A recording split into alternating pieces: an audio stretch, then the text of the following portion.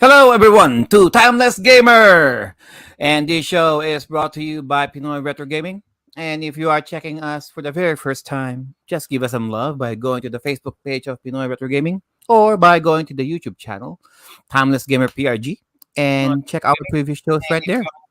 Checking You can us for also listen to the audio version of our shows by searching Timeless Gamer on all major audio streaming platforms.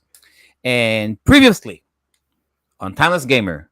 Oh my lord. So we discussed the hell out of the Super Mario Brothers 2023 film, and all six, seven grown ass men discussing way too deep about a movie based on a children's video game from 30 years ago. So, it was a very intense episode to say the least. One of my favorite shows that we did here in Timeless Gamer. So check that out. Um, for this particular episode, we are discussing the music, in particular with the game, with video games. And for this show, we are being joined by the current panel that we have here. Let's go with Sir Banyaga Native, Sir Joel. Hey, good morning, good afternoon, good evening, whoever you are, wherever you are. This is Joel here on Timeless Gamer, and looking forward to our discussion about video game music and how it shapes our experience. We hope you hang around with us, and we look forward to all your discussions here in the chats too. All right, thank you for that, Sir Joel, and our one of our resident musicians right here on the show, the one man band, Sir JDM. Hello, guys. Good evening and good morning to everyone who's watching. Here on Timeless Gamer, we'll be talking about our favorite video game soundtrack or music. All right, thank you for that, Sir JDM, and uh, the resident audiophile of the show, Sir Firaj. All right, well, welcome to the show. This is going to be a really fun one. I hope you enjoy it as much as we enjoy it. We've got a jam-packed show of interesting things to talk about and discuss, and music. And I've always been a fan of video game music from the very origins to even now contemporary. I think it's a very different type of music, and unlike and I always remember going to the 25th anniversary Legend of Zelda orchestra that happened here in London. It was like 10 years ago now. 25th anniversary of Zelda was 10 years ago. God, I'm old. But I remember it was actually Koji Kondo who said it at the orchestra someone translated it to him in Japanese. He goes, video game music is one of those things that you can listen to and you'll feel nostalgic at that point in time when you played it. There's nothing quite like it. Maybe some movie soundtracks, yes, but video game music is truly timeless in that regard. So I do hope that you'll have some very fond memories looking back on how music had been developed then and how it's actually evolved. And I hope it's a wonderful journey for you to enjoy. Back to you, Sir Joe. All right, thank you for that, Sir Viraj. And look who's that Pokemon over there, Sir Ray. Ko lang. Gotta catch a ray. Yeah. I'm not even sure he knows he's on the show yet.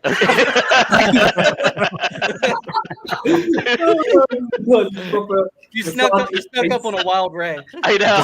It's a face massager, basically. Yeah. Oh yeah, I need to get myself one of those. That's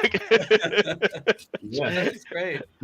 All right. Well, until Raymond realizes that he's live and being broadcast to everybody in the entire world, let's get back to Joe for a All moment. right, that's fine. Hey! There we go. And joining us for the second time, Sir Matt Bustle. Yay! Yeah. Hey, what's up, guys? Matt with Bustle Plays Games. I'm so excited to be back here for this episode. And yes, gaming music has been a big part of my life since I was a little kid, sitting in my underwear playing Donkey Kong. So it that's just how it was. It influenced me so much into actually picking up a guitar and playing because I just felt so emotionally invested with some of these songs. It's amazing how immersive some of this music can actually make you feel. Some of it can even get as deep, in the scene of the game, almost make you kind of cry a little bit. because it's so well placed. So I'm really excited to talk about all our musical what for one what we all picked, and then also what we like from the consoles that we each individually picked as Mhm. well. So it's gonna be exciting. All right. All right. Thank you for that, Sir Matt. And to open up with the show, guys. So this is music in video games, and it's our seventh season, guys. And it's a shame that we only mentioning music. It's only just shows everyone that music is like plays a second fiddle, second to video game graphics, I saw what you like did there. Okay. right, Second fiddle. Okay. second fiddle. And Okay.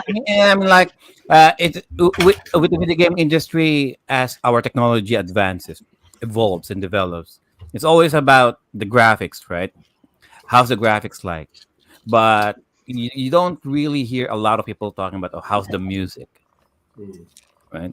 And from the 2 bit, 4 bit, 8 bit, 16 bit, 32 bits, 64 bits.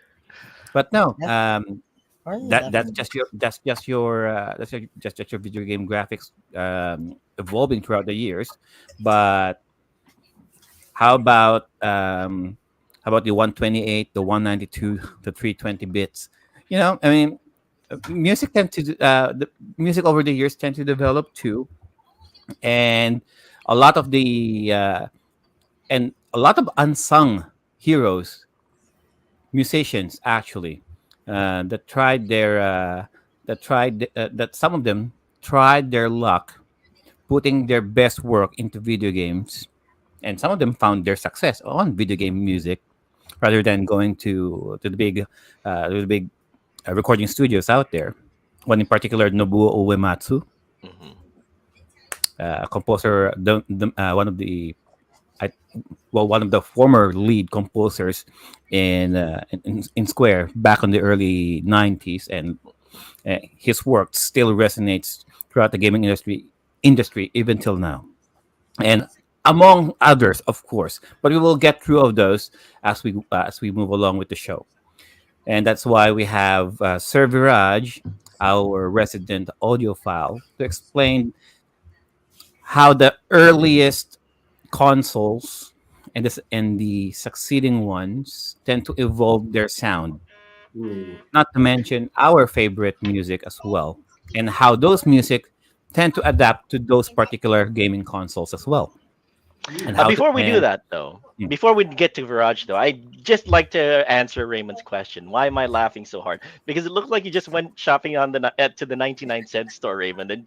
got all these amazing massage massage devices. Raymond has been, for those of you in the audio portion, Raymond has been utilizing all these weird little massage thingies all over his head and face. Like one that is a facial massage thing, Actually, one it's that from it's Maddie's massage thingy. yeah, So I'm it's just like using this it. little this squid thing that you put on your head that Yeah. massages your scalp. Yeah, it's scalp. surprisingly comfortable. It's nice. I've It's much tried it. more It's cool. effective if I like the someone is face doing one. that thing. The face one looks cool too. I need to get myself one of those. Am Anyway, I getting back annoying though. you guys? Getting back to Viraj. All right, Viraj, passing it off to Anyway, you. so let's kick the show off, shall we? Let's kick the show Nice. off. Okay. Right. So when we talk about video game music, where did it all begin? I mean, it's really difficult to pinpoint the origins of this. I mean, before earlier video games. Oh, we go. We've got some requests here. But Mm. earlier video games, it was just bloops and beeps on computers, and that's all we had. And then how did we actually get music from those games? Where did it sort of develop? And before, like now today, a lot has changed. We all have everything on one board and it's all there. It's all in the system on a chip now, pretty much, and the sound chip is all included and things like that. But back then we had a lot of these systems had dedicated sound chips, and they'd give you a limited number of voices, shall we say, channels, but let's call them voices just to make it easier for people to understand. And when people think about the origins of game music, they think about one or two systems, and the system we're going to cover and JDM will cover, we'll get to that in a bit, well, just now actually. Obviously, we have computers and microcomputers here in the West, in Europe. So this is a Commodore 64 I'm holding. and this had 3 channels of sound on it, and they were variable. But you also had this thing here, which was big in Japan. This is the Famicom, right? And Oh, the Famicom, yeah. covering it. So there we go. So we've got these two, and these are the two. These are obviously models of them, miniatures, but this had 5 channels of sound. So I'd like to think the Famicom is probably the most prolific system when we talk about sound and how it's evolved in time. Or this is the NES. This is our Famicom, shall we say, the Western version. Wait. Viraj, are those minis? These are the minis. So I'm just Yeah. just so I can hold them. The big ones are too big for me to hold. But I love you.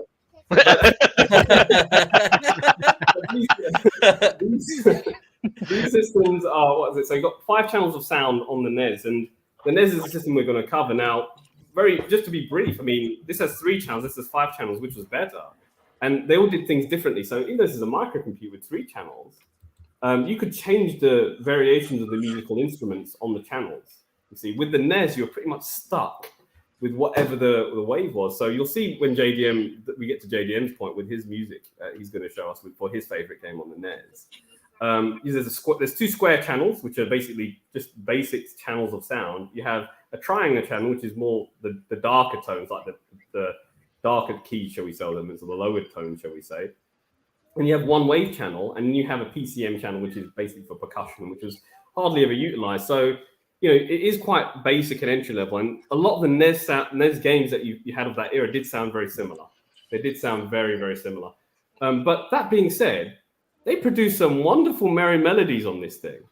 Okay, so without further ado, I'll hand it to JDM to talk about his game of choice, because we're all going to talk about our favorite console and the game of choice on that console, and the soundtrack in particular we like. So over to you, JDM. Let's have a look at what you have to say for yourself and your favorite game on the sound system. All right, the one-man band. There you go. Are we going to play Dun, the? dun. Are you going to play the music or do I? Okay. All right.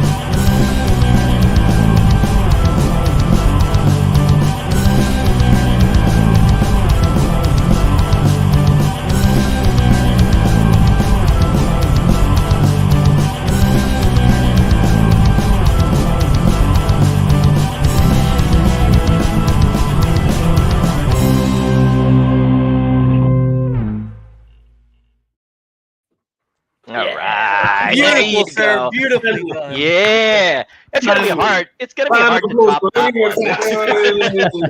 You start off the show with a banger like that. I don't even know how we're gonna compare. But yeah, JDM, go ahead.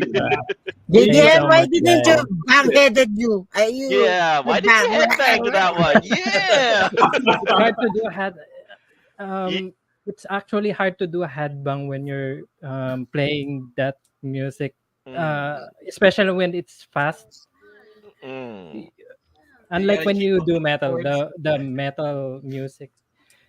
So the But game that we anyways, Digitamer 43 got it right, correct? Dig Dug for the Yes. NES. Correct Mm-hmm. answer. All right, JDM. After that amazing performance for the audio portion, that was JDM performing the music to Dig Dug, the NES game. JDM, why in particular Dig Dug?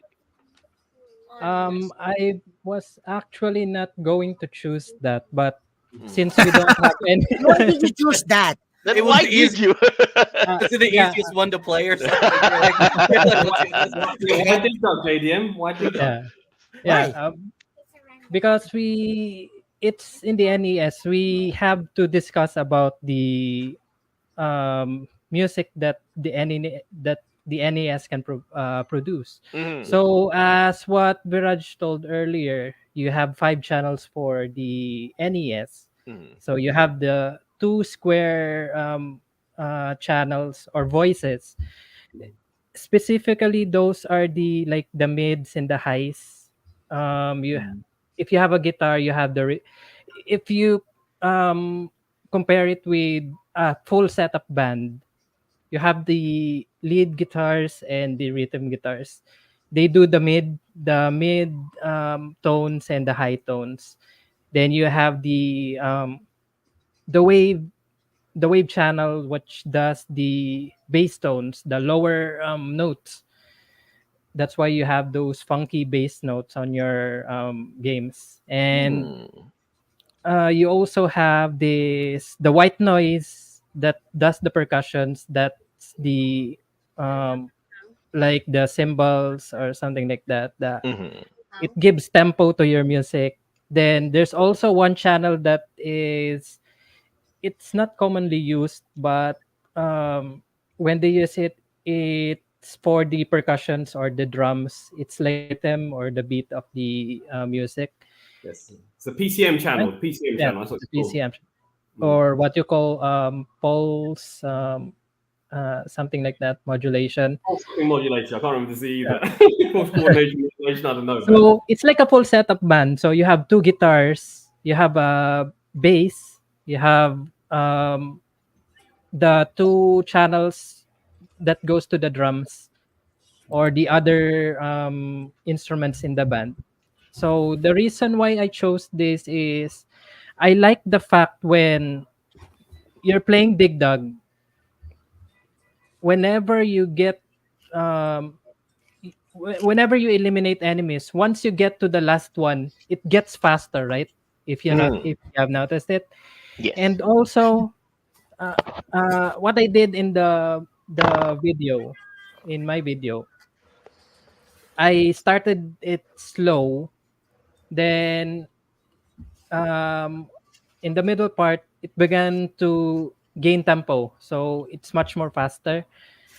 It it in the game, if you're playing it, it gives you like a feeling of tension. It gets you hyped up to eliminate that one enemy that's left. So Mhm.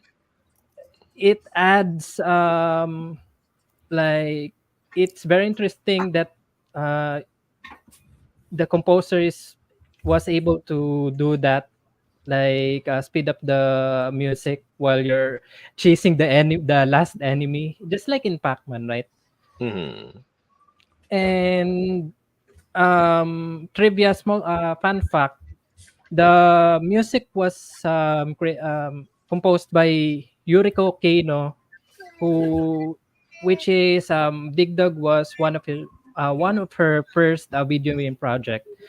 And supposedly he was tasked to do a sound like a footstep for Dig Dug, but she was not able to produce that.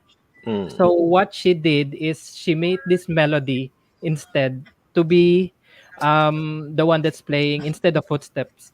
So if you notice, when Dig Dug moves, that's the only time that you will hear the music. Mhm. And when he stops, the music cuts off. Then once again, it moves.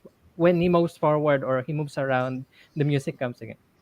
I mean, I So found that very interesting that you picked this game because I'm like, Dig Dug, really? Dig Dug? Mhm. And then you do hear music in it when he's moving, but the problem Mhm. is with me and Dig Dug was I play the game and the music, so it's not memorable to me. I never Mhm. walked that long enough before stopping to actually hear the whole mm, sound. But I've actually played it recently in light of your choice of the video, and it's actually quite a nice sound, actually. So interesting yeah. choice. I'll say interesting choice. That's what I will say. Yeah. I And mean, it also utilized the channels that we discussed earlier. So you have those mid tones, you have those highs, you have the bass. mm, I think maybe it used some of the PCM and the like the white noises, but yeah. the most predominant were these two square voices and the wave. Ah, okay. Very interesting. I mean, it was probably when that game came out. It was probably like just in the early days of the NES's lifespan because it was an arcade port from that game was made by Namco. what I found really interesting about the NES as a piece of hardware, and even the Famicom, if we're talking about this thing, it's it's the fact that as time had gone on, Nintendo actually realized that the hardware is becoming quite dated because this thing is what? It's 1983 this thing came out. That's the hardware technology. And even though this thing came out in 85, even then it was already seen as being quite dated. And, you know, FM synthesis was becoming more and more of a predominant feature in consoles, which you'll further see. And they actually put, instead of, they did something very ingenious, which is they put enhancement chips in their cartridges. So, well, Nintendo eventually did it, but Konami and Namco were the first to do it. Not with Dig Dug, but with Rolling Thunder, and they added extra waves to the five that you have there. So I know for sure with Konami they created something called the VRC6 chip. I could get that right in the wrong order, but that had two extra wave channels. So you actually had 7 channels of sound.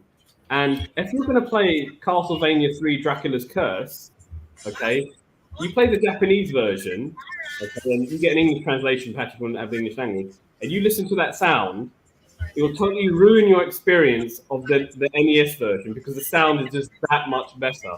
And that first intro stage of Castlevania Dracula's Curse is outstanding. That's actually my favorite song on the NES, actually, that enhanced version that they did. And this isn't the only time they did this. Not just Konami, Taito did it. Even Nintendo themselves did it with Mario Brothers 3 by putting enhancement chips, not only to enhance the graphics of the already dated hardware, because that was a very late release of the NES, 1990. Mario Brothers 3 came out, and you had that utilization of every single, the sound chip at its maximum capacity. But for me, you know, great sound, great, interesting what Nintendo did to innovate their sound as technology went forward, and they saw that their system was getting dated because obviously we had the Genesis hardware, or the Mega Drive that came out afterwards that they had to compete with. And they knew that they knew, I think the developers knew that they had to actually up their game and make their games at least somewhat compete with what was out there. So you know, for me, that Castlevania Dracula's Curse, that's my favorite game in terms of sound on the system because of that enhancement chip. But very good choice, JDM. Anyone? Okay, so what about yourself, Sir Joel? What's your favorite NES sound? And what's your thoughts on David's choice? Oh my goodness! For the NES, I keep pulling this game out, but very few people know about it. It's an old game called Star Luster, and it's an old shoot 'em up game that came out that kind of emulated how it felt like being in a starship shooting down enemies that keep coming at you. Now the music to it was very minimal, but it had the usual operatic fanfare kind of thing, where if you were successful in actually the music comes in operatic blast. People hear you going into a heroic battle, and when you defeat the final enemy, that's also when the music crescendos and everybody knows you won it. So it's very minimal, but the fact is it does enhance the experience of playing on a Famicom slash NES game. Sad to say, our Luster never made it to the West. Only succeeded later on by the PlayStation One port, Star Ixiom, and that was also kind of spotting too. But yeah, that is my favorite NES slash Famicom soundtrack, Star Luster. Mhm. Fantastic. Well, thank you very much. Mhm. What about yourself? What about Sir Raymond? What I see him there looking contemplative. What's your favorite NES game, and what do you think of JDM's choice of Dig Dug? Mm. Wait. Uh Actually, I'm not familiar with those kind of sounds because Oh, the fact that I really don't care about the wow. the soundtrack of the games. It's just that, yeah. It's basically I got one question actually. Go Why for it. is it important for games to have a good soundtrack or a good beat? Kasi actually I'm a music lover but not that kind of music lover by means of those soundtracks or the sounds of the games. So Mhm. why is it important to gamers like us? Well, to answer that, Raymond, if I may, Mm, music is important because only notice it when it's not there. It's the kind yeah. of thing that really makes the experience complete. And imagine Super Mario Brothers. You're playing through Super Mario Brothers, and Yeah. you don't have the amazing, iconic music Mm, and sound effects mm, that Super Mario while you're playing through Super Mario. It's like the death sound. mm, The everybody recognizes the death sound now. If you hear if Mario accidentally hits a Goomba first thing, he mhm. dies. That music Dun, plays. dun, dun, dun, dun, dun. So, Exactly. so That basically, music. Tito Joel, it adds Mhm. more color to the game. Yes, it, Yes. it Mm, completes the experience. It's like the sense of sound is that one thing that you don't think about until you realize that it's gone. A lot of the senses of humans, the five senses, sight, hearing, sound, taste, smell, mm, you just take them for granted. But once one is gone, you notice it completely, and it just mm, completely feels like something's missing. And in mm, video games, sound is like something that is there, and you don't appreciate it until the moment that you turn off that moment. You go into a video game nowadays. A modern video game usually has that mm, setting: music off. mm. If Kasi, you play through the game and then you go through the mm, game again, turn off the music, it's a completely different I experience. You were only about to say, Raymond. appreciated the soundtrack Mhm. when the PS1 was Ah, introduced. there Yeah, it is. Well, Yeah. but that's that's uh, fair enough. I mean, I suppose somebody actually made a while comment. playing NES or while playing NES and Sega and all Hmm. the 8-bit and 32 and 16-bit consoles, it's like Hmm. tit tit tit tit tit tit. The beeps and whoops. Yeah, It's that's a true. common, it's a common sounds for players like us, Hmm. right? Raymond was about. Hey, Sorry, Viraj was about to say something. Go ahead. yeah, I mean, someone, I think Josh just made a point in the comments section right now saying Mm. music equals immersion. Now, True. obviously, people like the idea. I mean, for a lot of people, video games is an escape. Okay, and you want to have an escape. You want to enjoy something. You want to get involved in something. You want to feel like you're in that world. And Hmm. music adds to your senses, an audio sense as well as the Hmm. visual sense. And you want to feel like you're part of that adventure. Perhaps in an Yes. adventure game, or Mm. if you're playing a shoot 'em up game, you want to have like a rocking beat that's like a techno beat that goes with it. So there's different genres of music that fit the relevant game. So I think immersion is a very important factor here, and I think it's very important. Now, your point that you make about 8-bit and 16-bit music, I suppose you either love it or you don't like it, and with PlayStation, and obviously that's when we come to Red Book Audio soundtrack, and that is a huge step from what we had, and we'll get to that in a bit when we Mm, cover the And old stuff. to another point is, JDM brought this up perfectly. Even during the Dig Dug days, during the NES and Famicom days, you heard the music kind of set the tone. Also, once it starts speeding up, Yeah. and you know that it's crunch time already, mm, and you have to start doing what you need to do before the time runs out, or something happens. It serves as a cue, so that something needs to be done already. In JDM's case, Dig Dug, that final enemy needs to be killed. In Mario, once you hear the music go pa pam pam pa pam pa pam pam, yeah. then that's you Yeah. gotta finish the Oh, stage yeah. already. I like the sound of Tito Joel. Oh, no. So Joe's got something he wants to say. I see he's raising his hand in the classroom. You got Yeah. something to say, Sir Joe? What are you saying? Mm, Now, if I may, go ahead. um, to all of us who grew up with the arcades, going to the arcade, Oh yeah. we know what games are in there at first. Oh yeah. Unless you're very familiar with the music, you know the sounds that they make. Oh Mhm. shit! I know they got this game, they got that game, They got just by listening to Space the music, Invaders. There you go. right? Yeah. Space Harrier. Gonna The take you for a ride. it's Mhm. the right Marvel vs. Capcom Yeah. 2. So Mhm. it gives added individuality to the games, if that makes Mhm. sense. Yes. Mm-hmm. It Very gives true. them Very true. individuality. What It did you gives do? them their personality, Mm. Yeah. identity as well. Mhm. Mhm. Oh, to insert to Joe's point, if you have an Alexa, a speaker, you can actually command it to I have say, one. "Oh, there you go, excellent." I would recommend saying, uh, "Sounds of the arcade." Have Alexa play the sounds of the arcade. You'll hear the sounds of a particular era. If you choose 1989, 1992 onwards, you can actually hear sounds of the arcade, like Street Fighter sounds, Space Invader sounds, Missile Command sounds, all of that you can actually hear and the background while you're working. It's a nice little immersive thing, like Josh says in the chat. It's the fact that it takes you back to an era where you just walk into an arcade and say, I know that game, I know that game, I know that game, I played that game, I got my initials on that game. It's part of the experience. That's I need to try that one. yeah, there you go. I just need to find my Alexa here somewhere here in Arcade party, I think that's called. Yeah. No, Anyway, going back to, so I didn't get asked a question with Sir Joe, because obviously we're talking about what do you think of the Dig Dug soundtrack, Sir Joe? And Oh, what's yeah, your favorite NES soundtrack? Mm. So that's obviously what we're going. So this is a question to Sir Joe. What's your favorite NES soundtrack or music? Me. Oh my God. Putting me out there. All right. Too many to mention.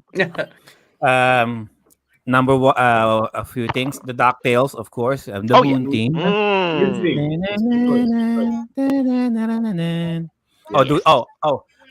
Added stipulation. We're going to hum it. All of the We're songs gonna that hum we're it. going to All we're going to right. hum it. Goddamn it. Copyright be damned. Yes. FUFB and and FUYT. Okay. Mega Man 2 Dr. Wily stage. Second area. Yeah. Heck yeah.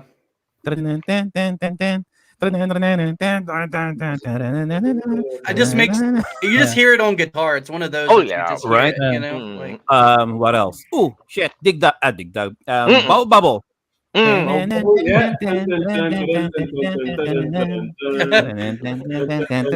I like what this is becoming. Yeah. Let's call it a jam session, right, man? Yeah. There you go. Thank you very much for that, Sir Joe. Thank you very much. Don't give up your day job. What about yourself? What's your favorite NES theme? I just want to know what yours is. God, it's so hard. I mean, for me, Oh, it's hard. probably would be. I mean, obviously, Castlevania. I couldn't imagine Hum Zelda it. without the music, and I couldn't imagine Zelda without the music because it made it so immersive and so much more than what it was. You know, I couldn't imagine Zelda without music. Yeah. Imagine like Mighty Final Fight without music, or like Castlevania. I mean, like the level design plays so well with the music design. It's just so immersive on like those levels. You actually feel like you're in a spooky castle, or you know, it just the final fight with Dracula. The music is just it's great. It's epic, you know, and it's just with bloopity bleeps, and it's a little bit more than bloopity bleeps, but it's just very impressive. So I like Faxanadu a lot. I like but I would say Castlevania is the one that when I hear it every single time I stop. Yeah. Like if I'm at a But retro can you gaming hum it, store though? and they're playing it, what's that? Can you hum it? Can you hum it, Sir Matt? Do it. Do it. Oh my god. Yeah. Do do do do do do do do do do do. Yeah, there you go. Although to Matt's point though, Vampire Killer, the Vampire Killer song will still be the most iconic Castlevania song for me. Yeah, That's right. It's like you hear that, that's Castlevania. Doesn't matter. You know it's Castlevania. Yeah, you know. It's Even I don't play Castlevania. Castlevania, and even I know that's Castlevania. Yeah, see, it's there you crazy go. to me because when you listen to it, you're like, how did they create that with what they were limited to create with? Like, Right? how is it so like impressive and profound sounding? You know, Iconic is the word. iconic. Yeah, exactly, and it still blows my mind. Yeah, it stands the test of time. Yeah. I'm ready to move on to the Game Boy section. There you go. All right. Yeah. Now, Miss Porter sadly can't be with us due to miscellaneous reasons. So I'll be basically talking briefly about her choice of it. Now, the Game Boy was the first sort of mainstream handheld system that came out in '89, right? And it was like a big blocky thing. So I haven't got one to hand today. And I was a bit baffled when Miss Porter wanted to sort of mention the Game Boy as an option. But hey, listen, it had a number of games on it, and a lot of games which had very memorable soundtracks, even though it had a really primitive sound system. Now, the Game Boy had four channels of sound, and you use something called a very very long sound chip. And we have four channels of sound. So we've got a pulse channel, a second pulse channel, one noise channel for just sound effect, and a wave channel for sort of lower instruments. Now, there are a number of great Game Boy games that we could just go on and talking about, from something like Mario Land to even the greats like Pokemon. Yeah, but the one that Miss Eileen has chosen, or Miss Porter has chosen, is Final Fantasy Adventure. That's her choice of song. Well, we So, can have a quick listen to it if you like. Let's have a listen to it. Let's go. Yeah. Let's hear it. Yeah. Let's have a sample of what the Game Boy music sounds like. So, Will Viraj sing? No, it's-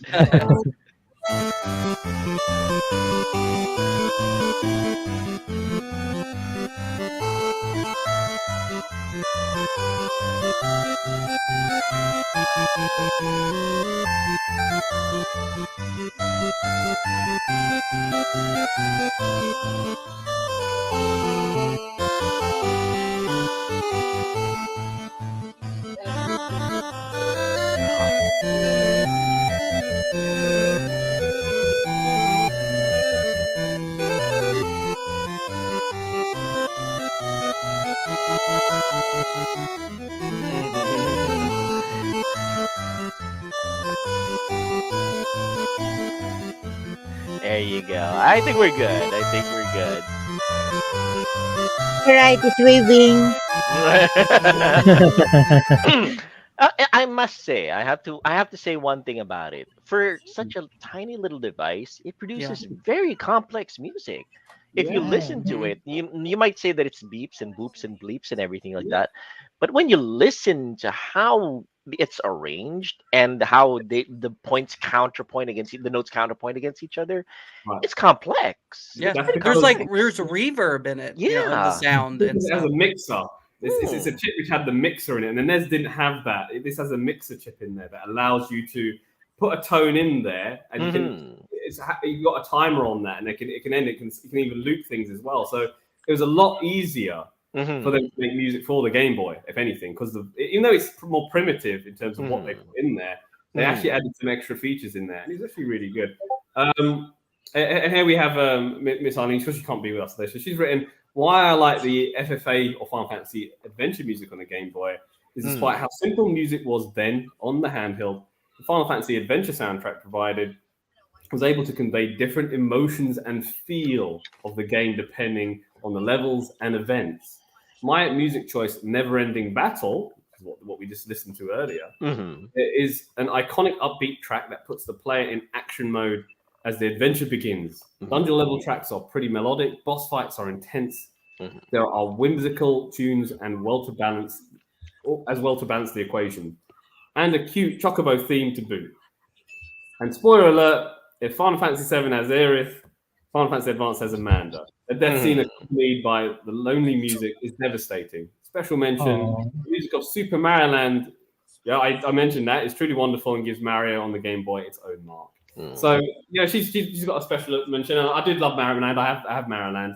But this particular track is definitely an eye-opener, and it is beautiful. It does have that adventurous theme. Like, you're getting pumped to go on this adventure to fight all the monsters or whatever.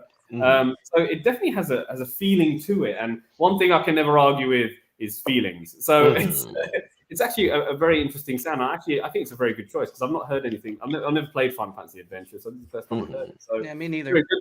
I mean, my favorite tracks on the Game Boy. I mean, am I being corny here with Tetris? I mean, No. Of course.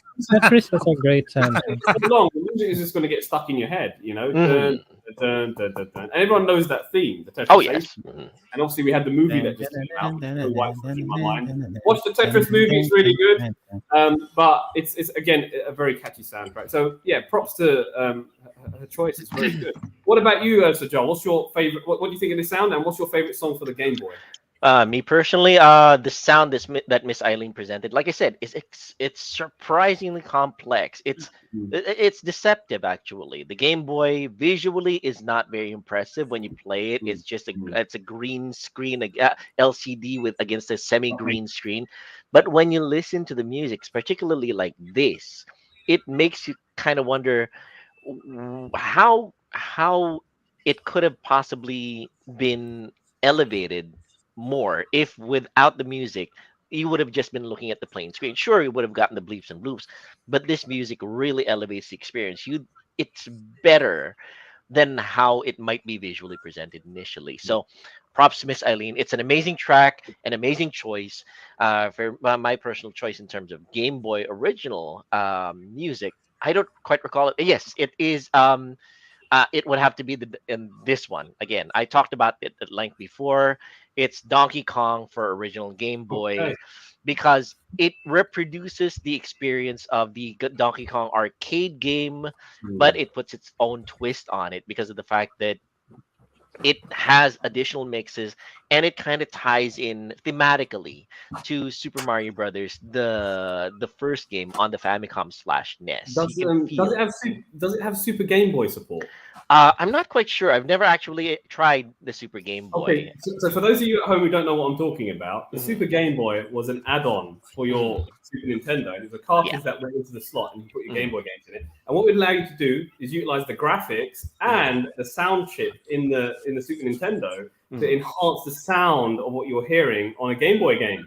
mhm. Yeah. So there were some games that were programmed with it, a handful of games that were programmed with it during the Game Boy Color era, and even some of the Game Boy era that could actually do that. So very Mhm. good. Joshua Well, Humphrey, the Game Boy made very good music with the limited technology. That's very good. For the best mhm. Game Boy DMG music, got Donkey Kong Land 2, so we've got another comment there. There So you lots go. of Game Boy gamers here. I would say. Oh, I forgot to hum it. Yeah. So. Bum, bum, bum, bum, bum, bum, bum, bum, bum, bum. Yeah, so there, that's the arcade I'll theme to check. Donkey Kong. Okay, there you go. It's the All fact right. that it's reproduced here, and again, if we're talking about iconicity of particular Oh, musics, you'll play the it's music. that one is almost as iconic. There you go. It does. It It's does got have that Super Game Boy. whimsical aspect to it. You know that you're gonna be having fun because of the fact that it's almost like a circus type of music. Yeah. You know you're approaching a gorilla and you're So, about to fight well, him. I just So want to say very quickly on mm. that cover, it does have Super Game Boy support. It did show Oh, it just does. There you go. give it a go. If you've got Super Game Boy, give it a go. Thank you very much for that. What about yourself, uh, Raymond? So Raymond, I mean, is there a specific game? I'm guessing no, not for you. You don't care about the Game Boy soundtrack much. Actually, I don't care. Honestly, I don't care about the sounds of the game itself. Just, All right, Raymond, for the audio I'm portion, wondering Raymond now. is gone full cat care mode. No, Okay, no, no. Raymond is gone It's full not that he cat doesn't mode. care. I He's mean, he always just got needs more. something on his head. Something. He JDM, needs more JDM, exposure to the Game Boy. I'm That's gonna it. cut you out. actually, it's not about it for me, Viraj. Hmm. Um, it doesn't mean I don't care about the music.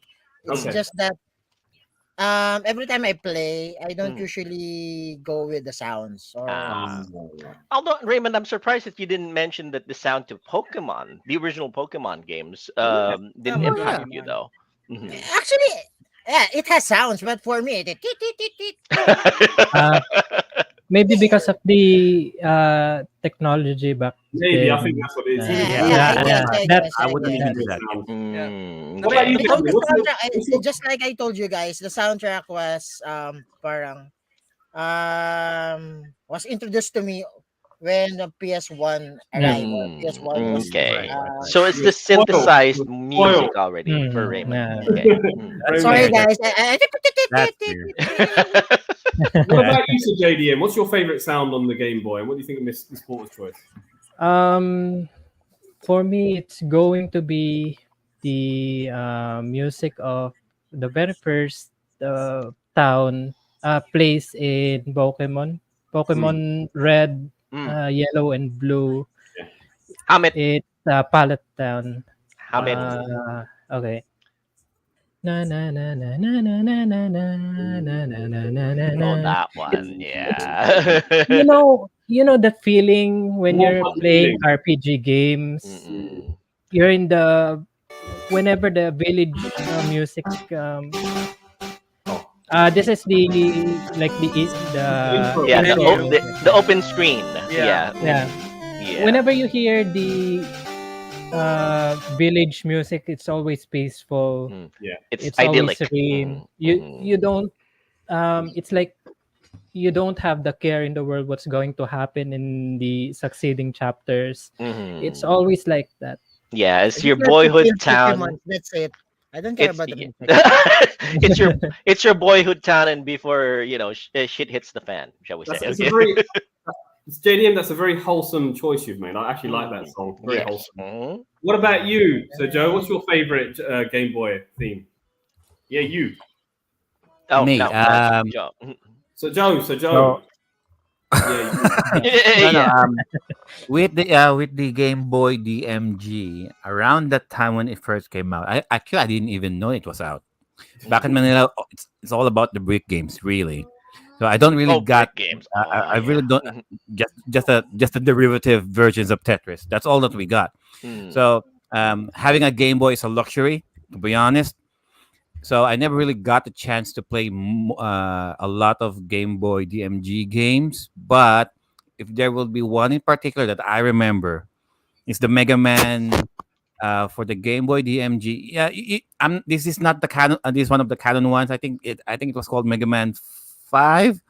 But he's battling robot masters based from the planets. I'm not sure if anyone remembers that game. I Mm. remember Mega Man 5, but I never played it though. I know it was on the Mega Man 5 World 5 or Mega Man 5 on NES? no the Game Boy one. On the Yeah, Game so Boy it's DMG. Mega Man 5 World They 5.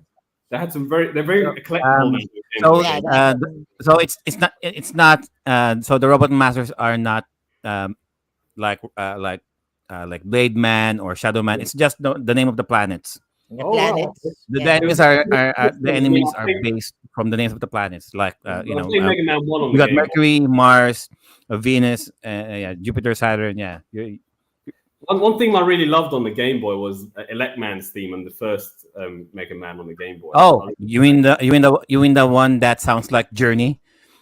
Yes. Faithfully. Yeah, I like that. It's a nice theme. It's a nice theme. Mm. But anyway, right. What's your favorite Game Boy theme? Sir Matt. Oh, sorry. Yeah. For dude, to be honest, I didn't really play the Game Boy that much. Okay. Growing up, I don't really. There's not really one that I was like, oh my god, I gotta, that was the one. Pokemon definitely.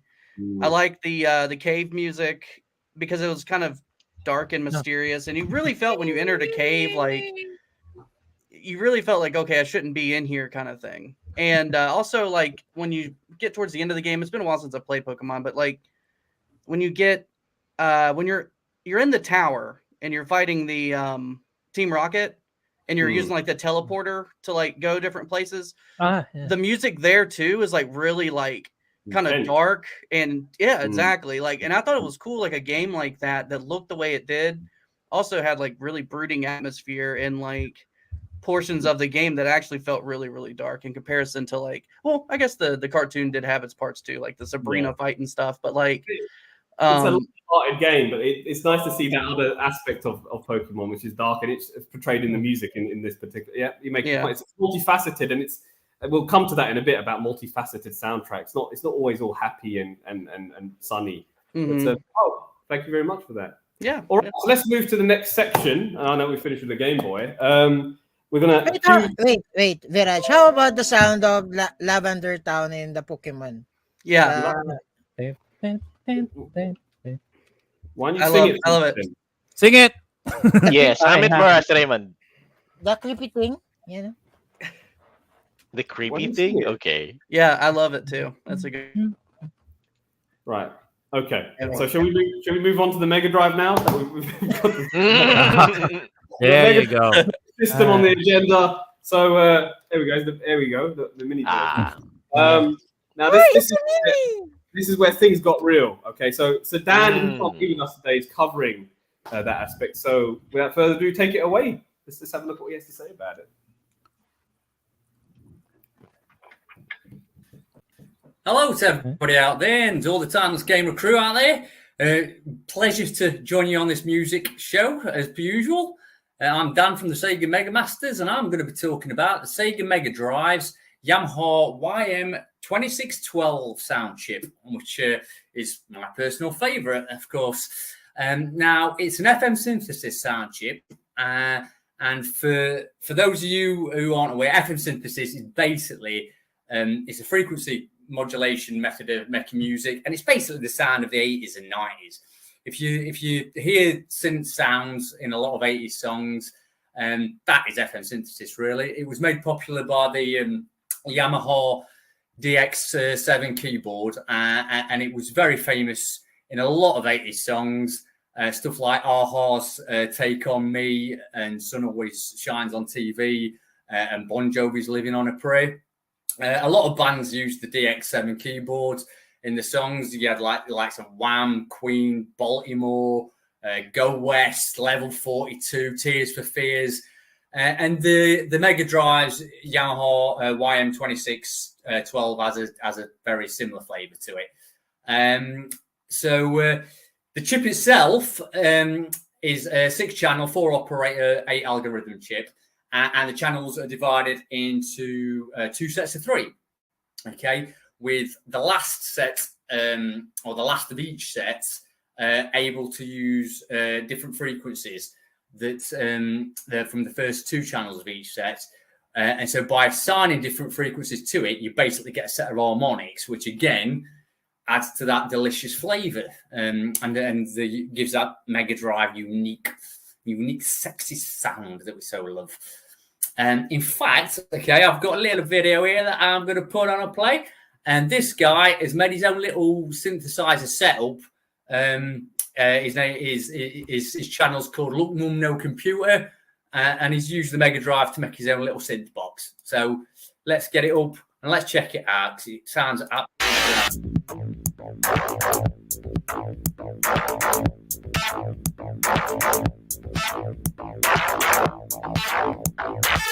Feel that flavour going on there.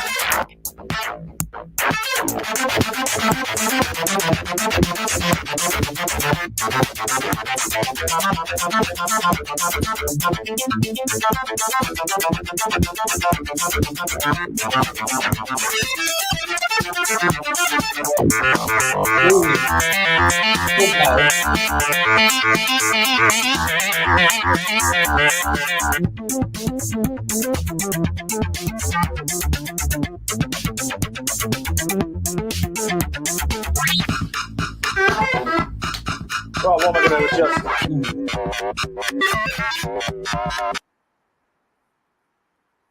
So you can get a sense of that delicious, lovely Mega Drive flavour in that just oozes through that. So I hope that's whetted your appetite, because the song of choice for me to represent that in a game is none other than, of course, the very legendary Streets of Rage 2, and the song of choice from Streets of Rage 2 is Under Logic. Okay, now as most people know out there, Streets of Rage 2, the music composer on that was Yuzo Koshiro, who is equally as legendary. He's definitely no stranger to retro gaming fans. He's responsible for excellent soundtracks such as Revenge of Shinobi, ActRaiser, Shenmue, Etrian Odyssey, Master System version of Sonic the Hedgehog, and of course the Streets of Rage series, which I dare say is where most of you know him from. And if you don't, sort your life out and get them played now, because these are top games. All right, get them sorted in. Anyone familiar with 90s music should straight away be able to pick up the influences of bands like The Shaman in Yuzo's work, and that's definitely apparent in Under Logic. Under Logic is pretty much a rip-off of The Shaman's Move Any Mountain, but it's a great evolution of that song too. So I'm not going to do Yuzo down. I think he's done a fantastic job of that. And this is what makes the Mega Drive so special to me musically, because whilst other systems have fantastic music, and I don't want to diss the other systems, you know what I mean? It is just gaming music a lot of the time. You know, you're listening to stuff like from games like Chrono Trigger, Final Fantasy, Call of Duty, Castlevania. They've all got amazing soundtracks, but it is just a gaming soundtrack. It's you know, a bedroom soundtrack. You will hear that in your bedroom on your computer, but it's not really indicative or doesn't have any connection with any scenes at the time. Whereas Under Logic is just one example of many from Uzo and the Mega Drive that is very connected to the 90s music scene. I mean, when I were a kid, it was awesome because you'd play Streets of Rage or Revenge of Shinobi in the day and be listening to these wicked beats, and then you go out at night, hit the town, and those same beats would be out there. You know what I mean? You've got bands like Uzo was influenced by like Black Box, Soul to Soul, The Shaman, and their songs were playing out there when you were going out with your mates. So you were essentially syncing the vibe in and that connection in both ways. You know what I mean? You were playing your games with your mates in the day. You were taking your mates out at night with hopefully some of the girls that you were playing with in the day, and you were dancing and clubbing, and those sounds were out there still. So it was like this really, really magical kind of fantasy reality connection that just kind of just made that whole time so electric and so special. It was superb, really. Some of these songs, a lot of my mates and myself had his first kisses and his first gropes and that we girls too, both in the bedroom on the Mega Drive and out when we got drunk at night. So it was, it's a very, very magical flavour and time, and a whole kind of conglomeration of elements, really. And for me, that's why the Sega Mega Drive is so special musically. The FM synth sound, the 80s, the 90s, it's all there. It's all, it's you're not just, when you're listening to it, you're not just listening to a game, you're listening to the entire, the peak of that era, the entire era, you know what I mean? And I'm a guitar man, I'm a guitarist. I played in bands over the years, many bands. But the Yamaha chip does guitar fantastically as well. You listen to games like Thunder Force 3, Devil Crash, and it's just it's the belting rocking songs as well. It's just rock and metal, amazing. But Under Logic's the song I've gone for with this. So dance away and get your boogie on. Cause like I say, this is with the nice man, with the nice. Oh yeah. Ooh. Sega. I can agree with him enough. Like the 90s, that like dance music and metal like kind of coinciding together. And especially video game music. Jeez, dude. Matt, So I right. never thought Sega was the one who introduced electro dance music. Right. It's really emphasized on electro Yeah, dance. right?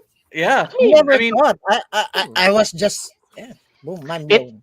And you can actually feel the influence all the way to today, to the Persona series. You can hear that Yes. music in Japan, and I know it's J-pop, but definitely you can still feel the influence for the music in the Persona series, which is iconically one of the Sega properties, wasn't it? I'm not quite sure, but Atlas, yeah, sorry, but it's Atlas. Sega owns Atlas. So that's Sega what it is. owns Atlas. There you go. So that you can actually feel it there, and it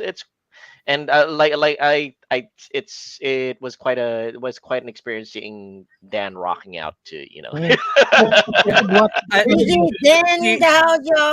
and that the YouTube because that's like the remastered, restored versions of those songs. I listen to that like all the time. Yeah.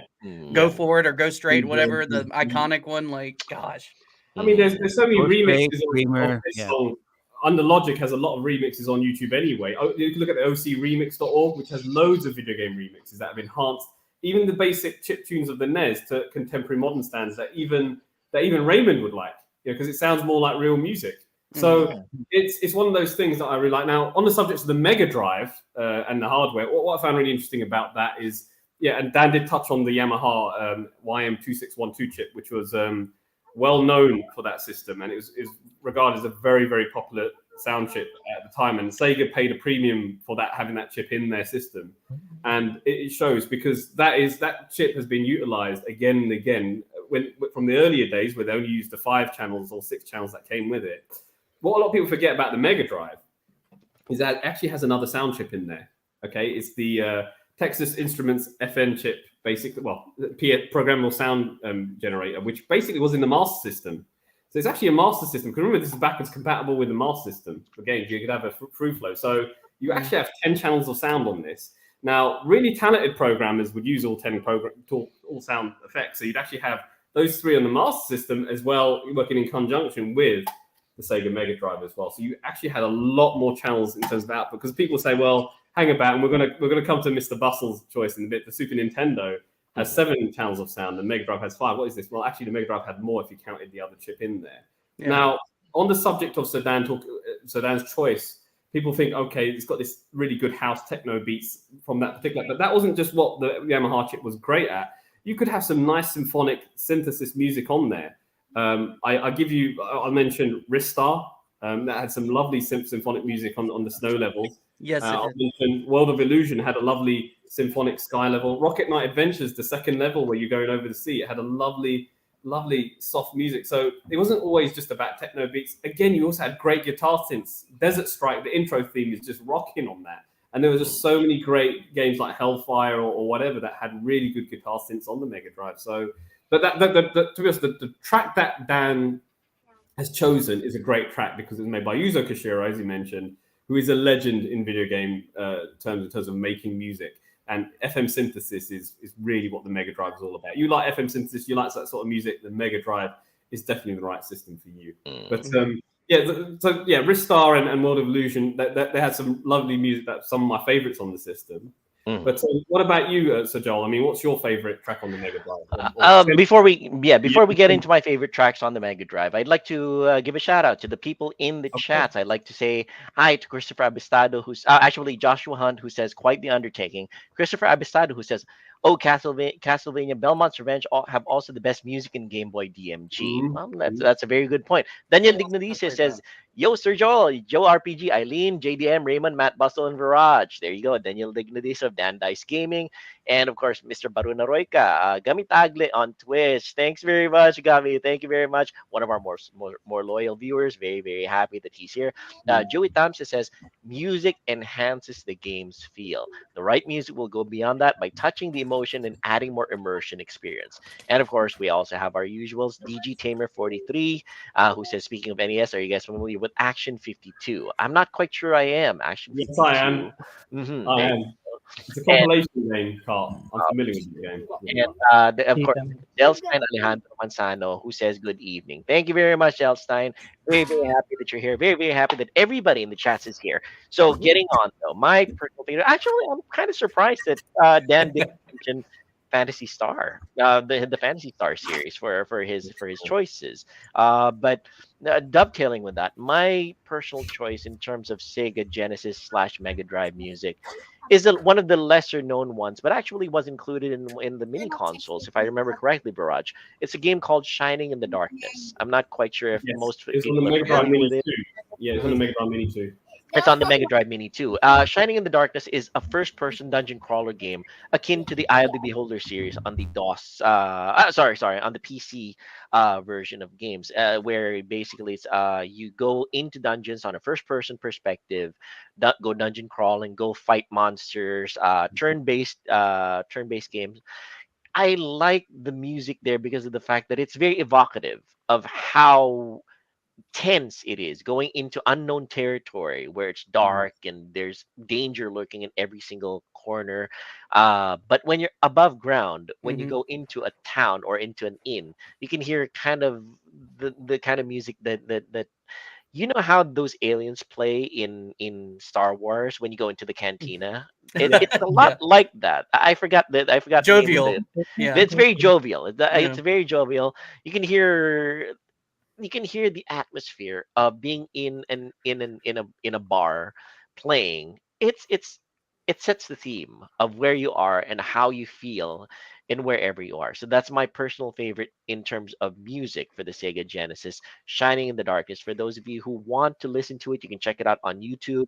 The music is very RPG, shall we say, classical Mm. RPG, and it sets the theme for what you're supposed to be doing and how you're supposed to be going about it. Back to you, Viraj. All right, that's very interesting. JDM was raising his hand. But while you're there, can you tell us your favorite Genesis soundtrack and what is you had to say earlier? Mhm. I haven't played um many Genesis soundtracks, but I heard in Spider-Man Maximum Carnage they did Mob Rules by um, Black Sabbath. Was it Black Sabbath? They did a trash metal soundtrack. It's unlicensed, but they had the FM synthesizer sound like a guitar, and it's rocking like a metal song from Black Sabbath. Yes. So It's it's for not the the boss first time, battle. that's not the first time they've done something like that. Rolling Thunder 3, the first stage is called Damn Bad, and it's basically grafted and ripped from T Square's Megalith, which is basically a jazz band in Japan. So they've actually taken something and have made it in FM synthesis and they've just done that. So it's not the first time that something has actually been taken in popular culture and put on the Mega Drive. I think Rock and Roll Racing is another one which had some interesting bands, and you also had Crew Ball as well. I think that was what's that name of that band that was a Motley Crue, and he had some of their music Yeah. on there as well, which is interesting. That's a very interesting point there. Very interesting point for what was put on the Mega Drive, and it does actually reinforce the point Dan made that the Mega Drive and popular culture or popular music, shall we say, but be it metal music or even punk music, a lot of it was borrowed and interchanged on the system. So it was actually a system of its time. I think there's something really special about that. Yeah. What about yourself, Sir Joe? What do you think? What's your favorite Genesis Mega Drive music, Sir Joe? Streets of Rage 2 has always been my go-to Sega Hey. Mega Drive game. Actually, like like if you play a random track from Streets of Rage 2, I know which stage that is. Hmm. I play it so much, and with that thought, I would say for me, the best music track would be, well, because it's the only thing that I know, the ending theme Oh for Streets of Rage 2. yeah. Dun, dun, dun, dun, dun, dun, dun, dun, dun, dun, dun, dun, dun, dun, dun, dun. Hmm. And about that track, dare I say, it's just a repeating loop, Hmm. and the notes are just the same Yeah. for the composition, and it's just changing up the Yeah. pitch. Either it Uh, goes higher, go lower, higher, lower, but pretty much the same tunes actually. If you're going to see the sheet music of the ending theme for Streets of Rage 2, identical from frame to frame. And I just realized that oh my god, it's pretty much the same tune over and over. But still, um, whenever I finish the game, it just gives that feeling that you really You've done it. deserve that win. When Yes. It brings me back to my childhood, that when we were renting out the Sega Mega Drive, the Genesis, for an hour, 2 hours. Uh, w- I wanted to hear that music again and again and again. Yeah. Out of out of all of the bodies I put down, out of all of the bitches I slapped, out of all of the knives that that I stabbed with, Yeah. you deserve that music. I It's mean, one of those. It's one of those. alternatively, It's one of those ending music tracks that you feel like it's really an ending. You know what I mean? yeah. Because there are a lot of games out there that once you finish it and then the ending theme plays and then Yeah. okay, it's just the ending. But with Street of Rage 2, You once have you to once you finish. hear that, you know Mm. it's a heroic ending deserved for you. And Yeah. out of all of the hours that you played strategizing, beating Shiva, God The damn it, Destroyer Shiva. as well. Yeah, the Destroyer as well. Just hit different. Yeah. I mean, it's there's another way you could have heard that track. You could have just gone into options and into soundtrack rather than going through all that. I just wanted to let you know that. Anyway. No. I'm just No, I need saying to finish the it's game. meaningless unless you finish the game. Well, that's true. It does give you that feeling Yeah. of self-actualization, like you have actually completed something momentous. Oh, you're going to play it for us? You're really going to play it for us? Okay. Yeah. Okay, let's go back. That's the first level. Let's go back. Yeah.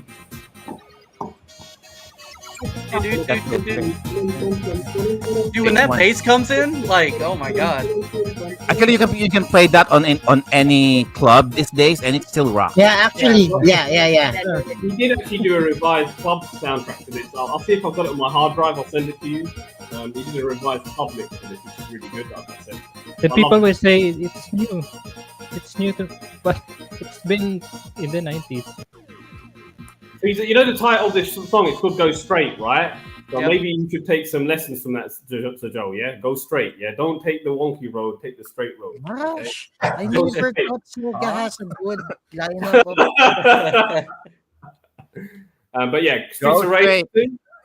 Go straight. Fantastic. Who hasn't spoken yet? What about you, Sir Raymond? I know obviously you don't care about the Mega Drive or that sound, but is there anything that pops your interest? What do you think of this just choice, Streets of Rage? What do you think, Raymond? I mean, what's your thoughts on this? Just like I said a while ago, Virat. No. Ask The you. soundtrack for the I want answers. the Genesis games are quite good. Like for this one, State of Rage 2 and State of Rage 3, diba? It's like the beginning of the electro dance music, electro Techno, dance yeah. music. Yeah. I never thought Sega Genesis have those kind of music. Oh, It's I I think this is Raymond's kind of introduction into Yeah. how music before the PS1 was so Yeah. complex, Yeah. really. Mhm. there are. So there, I I'm understand. beginning to like Sega now. There you go. Oh, there you I'm beginning to like it. Sega. What I will say, Sir Raymond, is I can understand your prejudice because some of the early Genesis soundtracks weren't the best in the world. They're quite primitive. But as from 1991 going onwards, 1992, 93, there's some really good stuff there. And even 94, there are some really good sounds there. And it depends on the game. But with something like Yuzo Koshiro with Streets of Rage, if you like, and again, it depends on the genre of music you like, you can't really go wrong. Give it a go. That's what I will say.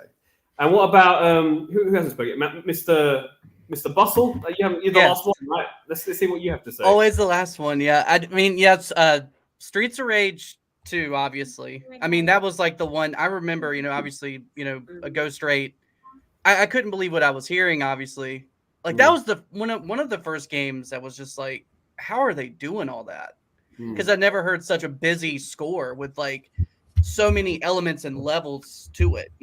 There's a lot of building and bass coming in and out. It's very like, and it's very intense. So that's obviously one. All the music in that game, I really like the boss fighting music, like that.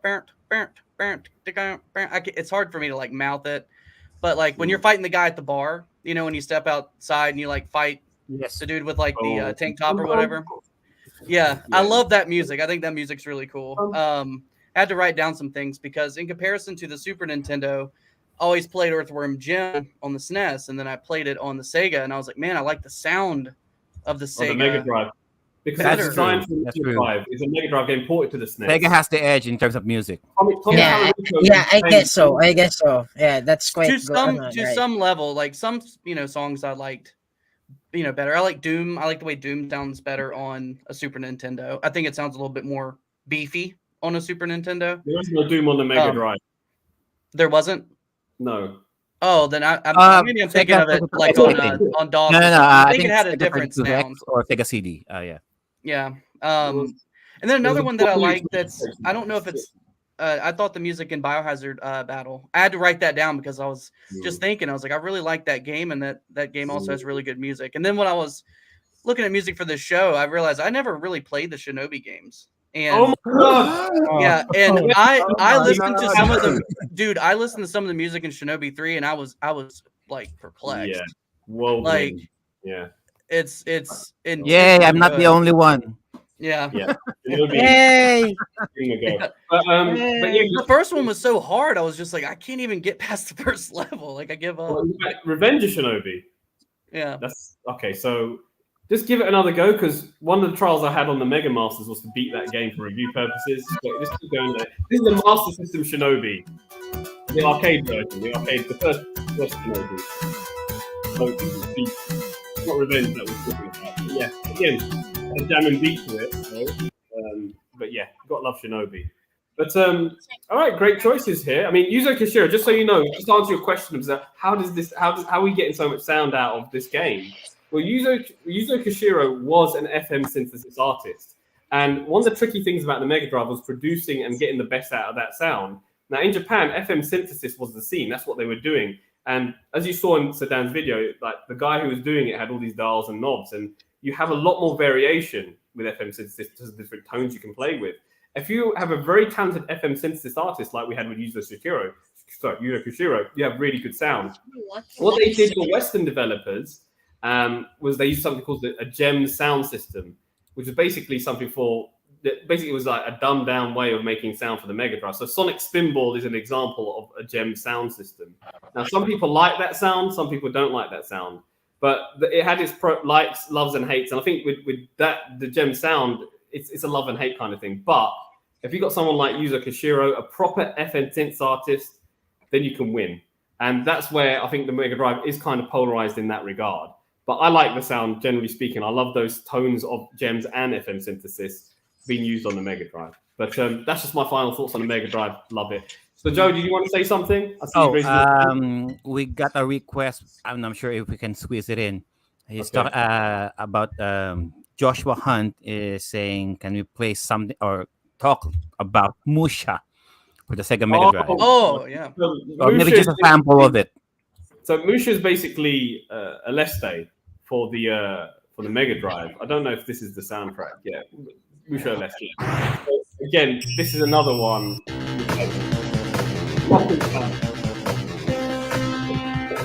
So you got that beat as you're going there. It's a vertical shoot 'em up, and you've got a lot going on between. He's going at it. It really has that signature Sega Mega Drive sound.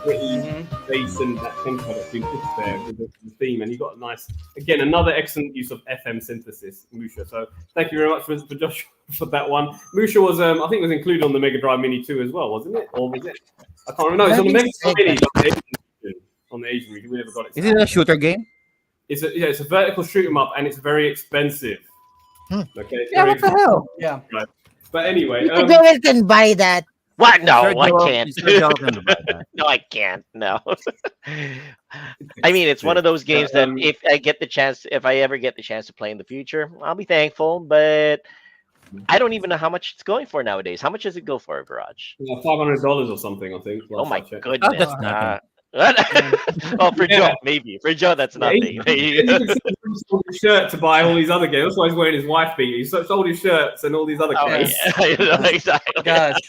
He's literally done it all. Does it But have a let's hentai oh. version? No. Oh, It kind of looks like it does. Rule 34. Rule 34 of the internet. Let's move on to the next Rule system. 34. Let's move on to let's move to the next system, because yes, the Mega Drive is great, but we also have this lovely baby. Obviously, this is the prettier, better looking version of No, what That's no. ugly. the This Now, one. here it is. That's ugly. Here it is. ugly. Thank you for representing. Thank you. We got 2 to your 1. Get out. I cannot represent mine. It's in the box right now. I never thought it. It's going is a to very- have show and tell. Viraj, how do you turn it on? You're an ignorant American, yeah? You see the thing is, it says power. You see it says power, can you read? It says power. Oh no, I can't read that. It says here. It says here power. Oh, it says, Yeah, yeah, we got I button can here. read that much better. There's a click. You can hear it click. See, That's mine. you can hear it click. You can eject button here. You can eject it here. Clear for you and your. Anyway, Oh, my gosh. I'm only joking about you being an ignorant American. I'm only Yeah, joking. yeah, yeah. I know.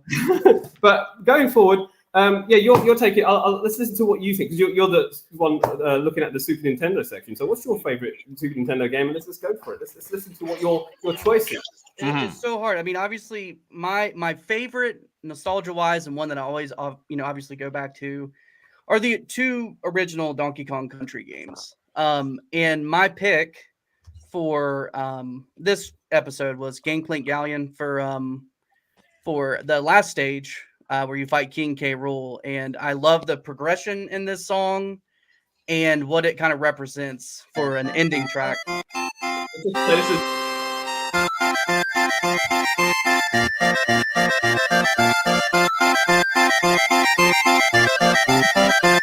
Everybody's bobbing their heads like Like the sounds on the SNES or the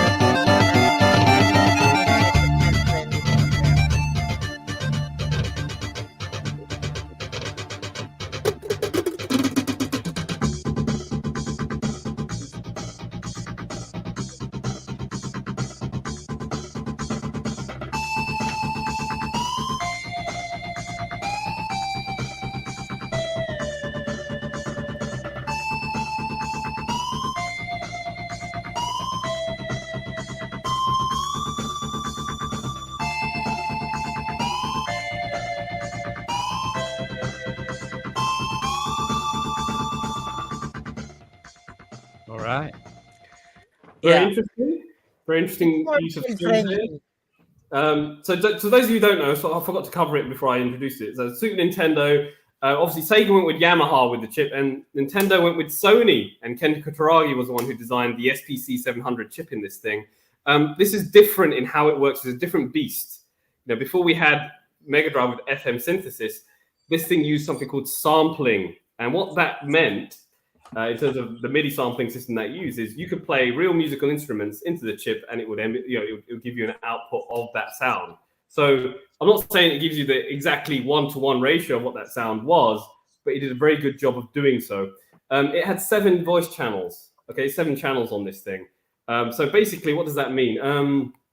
I'll say if you press a note on a piano, you can press about 7 sounds, and it will give you 7 outputs. Basically, that's the short of it. But you had a lot you could do with the Super Nintendo. Actually, I had a debate with somebody not long ago on YouTube, believe it or not, about can you actually emulate Sega Mega Drive on Super Nintendo? And he was saying you can, because you can just sample the sound of FM synthesis onto this thing. I said no, you can't, because the tones were different. Because you don't have the frequencies as high like you can with the Mega Drive. You're not going to emulate it properly. Which is why Earthworm Jim doesn't sound the same on Super Nintendo. They had different tones, different instruments that they could use. So they're very different beasts. And whenever there was a port from Mega Drive to SNES, it just sounded wrong. Like Desert Strike on the Super Nintendo just sounds wrong, the theme. So, but then there's stuff like Rock and Roll Racing, which sounded better on the Super Nintendo than the Mega Drive. So there's always something that you win with one and something you lose with the other. But in regards to Donkey Kong Country, that had a very prolific and memorable soundtrack for sure. David Wise and his team at Rareware did an amazing job with that game. I personally don't think much of the game myself because, that's just the way I just think it's just a generic platformer. Yeah, graphically it was great for its time, but yeah, whatever. But in terms of the soundtrack, it had some very good, memorable guitar riffs in there, which I really liked about that particular song. So yeah, a very good choice from you, Matt. My favorite Super Nintendo sound is probably anything from Star Fox. Star Fox. So it had some really funky beats in Star Trek, and it had an epic sound as well. It made you feel like you were now in a space saga. So Star Wing, as it was called in Europe, or Star Fox as it's now known now, everywhere now because we've got the rights back, we call it Star Fox. I love that game, and I love the soundtrack. It really made me feel truly immersed. I know it's a polygonized thing, and people can't really get into that game because the graphics are so primitive to a lot of young people now. But I love Star Fox, and I love the soundtrack. So that's my choice. What about yourself, Sir Joel? What's your favorite? What's your thoughts on Matt's choice, and what's your favorite? Let's see. I'll have to admit, in my case, I haven't really played all that much Super NES games because when the console wars happened, I went left. I went to the Sega Genesis camp. But I have played a couple of Super NES games. And it's kind of cheating because the Super NES games that I played the most of are PC ports. So the two Super NES games that I played the most of are Well, actually, first, Matt's choice. I mean, it's really, really good. Amazing choice. Nice rocking beats. Nice thumping background bass. I guess shall we say is the right choice that I would say for it. It's very it does get the blood pumping. I guess that's the right word for it that I would use for Mm. Matt's choice. But my choice of music for Super NES, first one is the music from Civilization, very slow Super NES game, but an accurate port of Civilization, the Mm. original Civilization for PC DOS game. The second game is a little bit more interesting musical wise because it is a period piece. Actually, Civilization is also a period piece, but this one in particular is a period piece of the time of sail, of the age of sail. It's an old game called Uncharted Waters. It's a PC port. It's a port of an old PC DOS game, and it went into Famicom slash NES first, but it went into Super NES later on, and it reproduced the music from the DOS original accurately. My particular favorite of music there is where he's hanging around the main character is hanging around the ports where you know that you're supposed to be traveling to all these different parts of the port, like the inn, the merchant, the palace, where whenever you're invited into the palace and you get to speak with the duke and everything. Oh, sorry, the king of that particular port or of that particular country. But yeah, it's a nice light rendition of how you would imagine music from the age of sail would sound like. So it's a little hard to hum here in our show, but it feels like how you would imagine music from the 1600s into the 1700s would sound. So very Johann Sebastian Bach, shall we say? Very, Mm. very Mozart. So it's melodic, it's symphonic, and it's you know that you're about to fight pirates when you're when you hear Nice. that music. So Uncharted Waters for the Super NES is my choice. For those of you who want to listen to it, you can hear it on YouTube. You can just do a search Uncharted Waters OST. You can hear the title of the track is in Lisbon, because you start off in the port of Lisbon, Portugal. You start off there, and you go sail the seven seas and trade, fight pirates. It's an amazing game and an amazing soundtrack. Back to you, Viraj. Fantastic choice. I've got one more question for you. Yeah. Go ahead. Have you played Super Mario World yet? Yeah, I started off on it actually. I started off on it, and that was my homework for last weekend. I do Yeah. remember that. I do remember it. I started off on it, and it does have a lot of the original mechanics from Super Mario Brothers 3. But Mm. I have to admit, my old reflexes just can't take it. I'll have to go through it slowly and very methodically. Except that the timer is just gonna keep pushing me to Perete, try perete, to perete. try to finish it as fast as I can. But yeah, it's the music getting to it though, the music is very good. The music for Super Mm. Mario World, yeah, was that right? Although I have one question though, Viraj. Is Go on. Mario really punching the back of Yoshi's head whenever he makes his tongue come out like So, that? so what he's got is meant to be like a rein around his neck. He's got something he Oh, holds on to, and okay. missing he pulls at it, and then his neck gets out. I guess that's what he's pulling at Because it it. Like, looks like he's yeah, he's giving Yoshi a punch at the back of the head to make his yeah, I don't tongue think lash out. it's roll up in fist because the graphic can't see it. Like, It's it's pulling at him. Poor Yoshi. okay. I know. It's like, all right, I started off on it. It's a lot of fun. Obviously, I might go through it. Yeah, there you go. well, with me with Mario World, I used to like ride Yoshi, and if I couldn't make a jump, I'd just use him as an ejection system and then let him dump on the platform. I used to love Traitor it. Mario.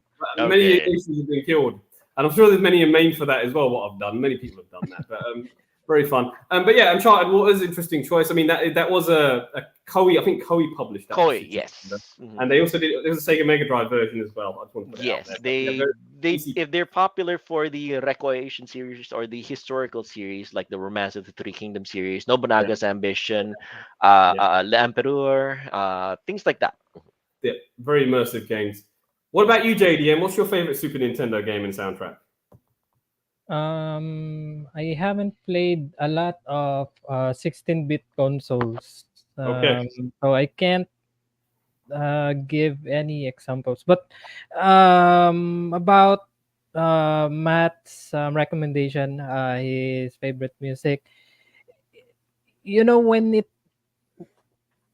you're watching movies about the jungle, it's always that music with the dug dug dug dug dug dug, like Yeah. George in the Jungle. Mhm. Even in what game was it? Crash Bandicoot, you have the like the tribe music, Yep. right? It Yep. sounds like that. Hmm. So it's very appropriate because it's Donkey Kong, so you're in the jungle. Yeah. Yeah. Definitely. All right. So Yep. great choice. What about you, That's sir? So, Joe, what's your favorite SNES soundtrack? You've been sitting down there nodding away. There you go. Before I give mine, I want to give it back to Sir Matt because I interrupted him when he was explaining why he chose Donkey Kong. oh Go, no, Sir Matt. Go, rant, rant, rant.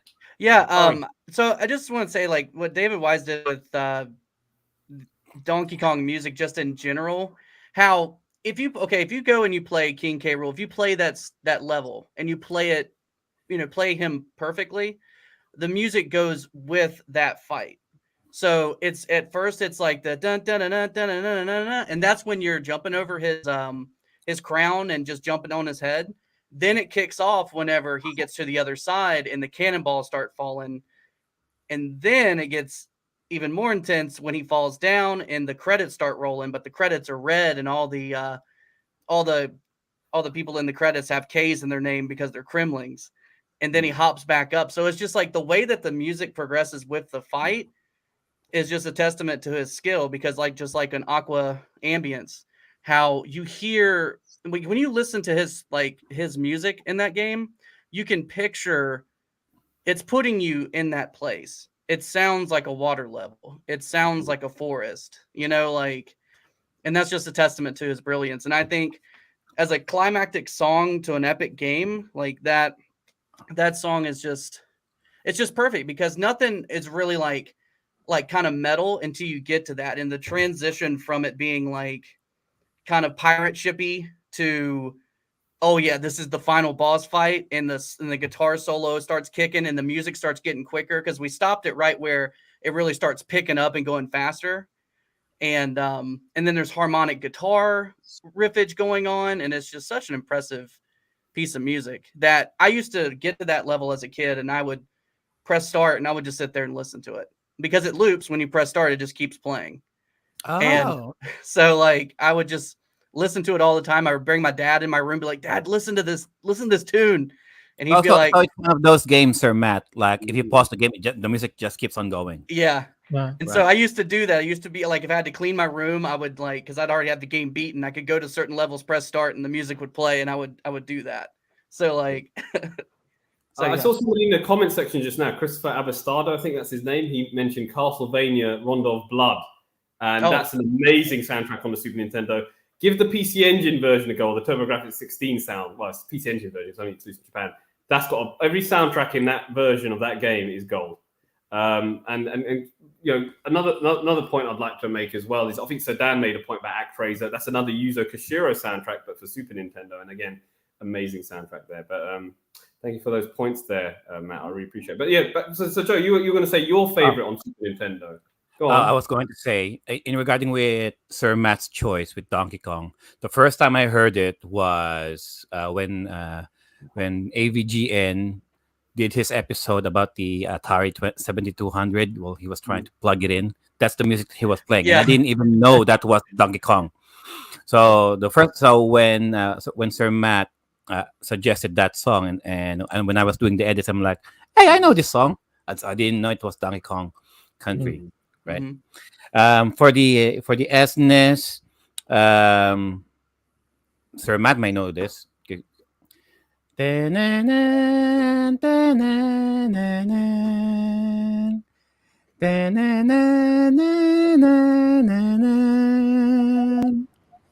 Krista Village from Terra Oh Enigma. yeah, Terranigma, yeah, beautiful.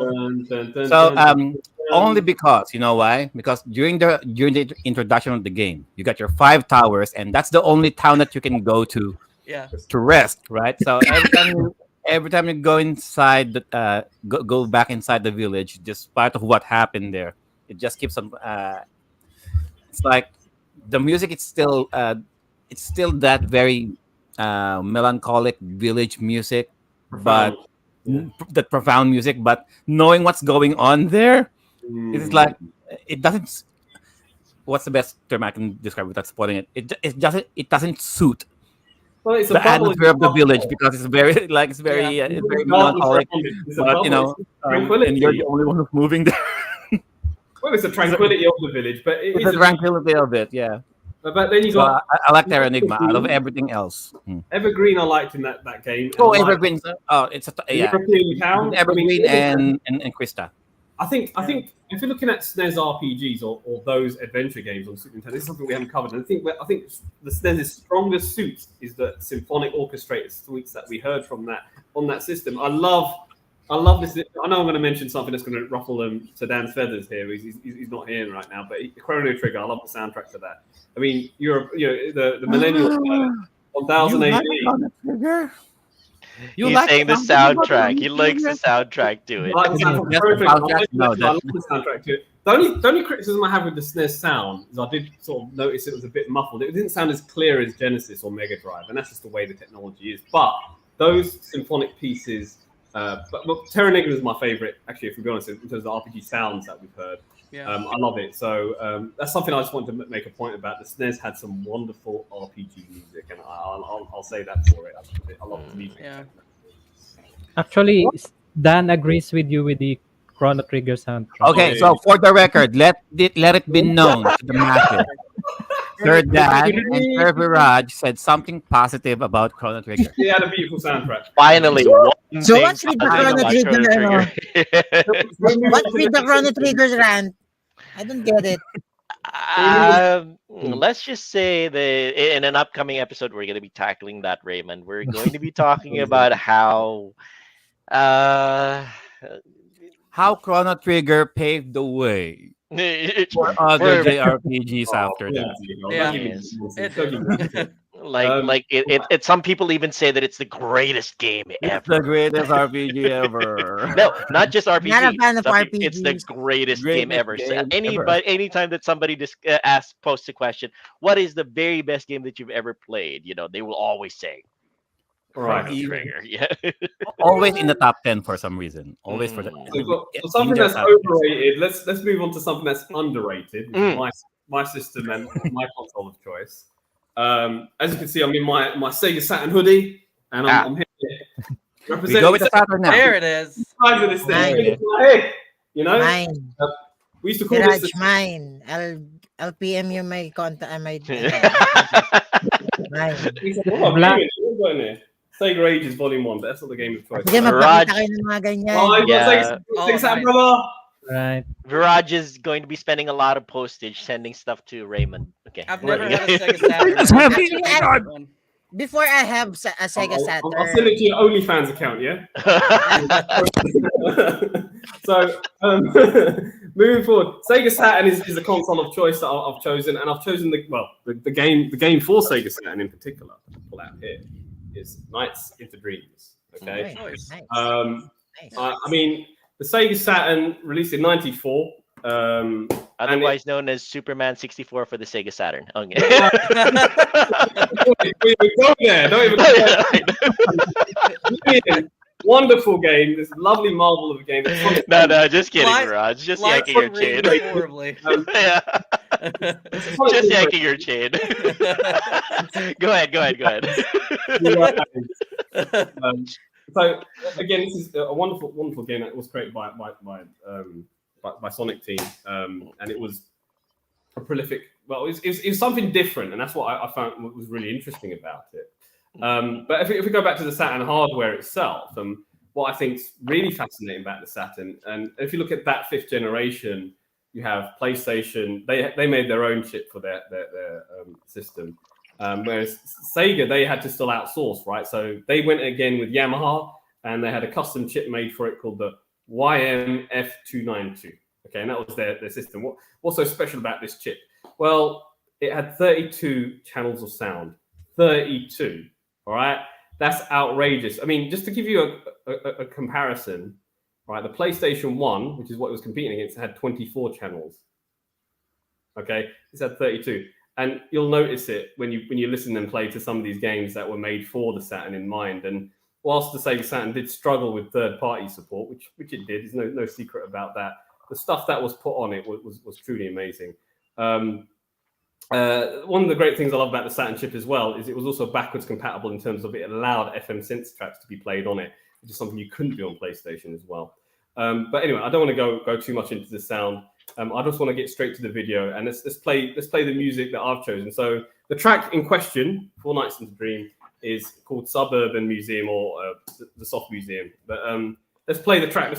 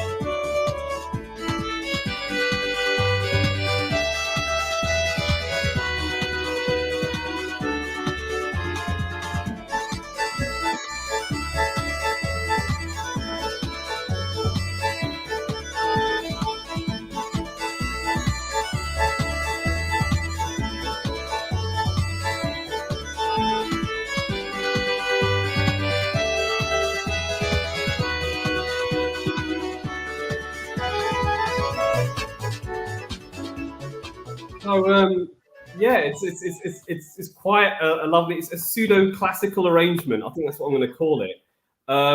It's a lovely jam, and that's just one of the levels. And every level has its own theme, its own sound, its own depth.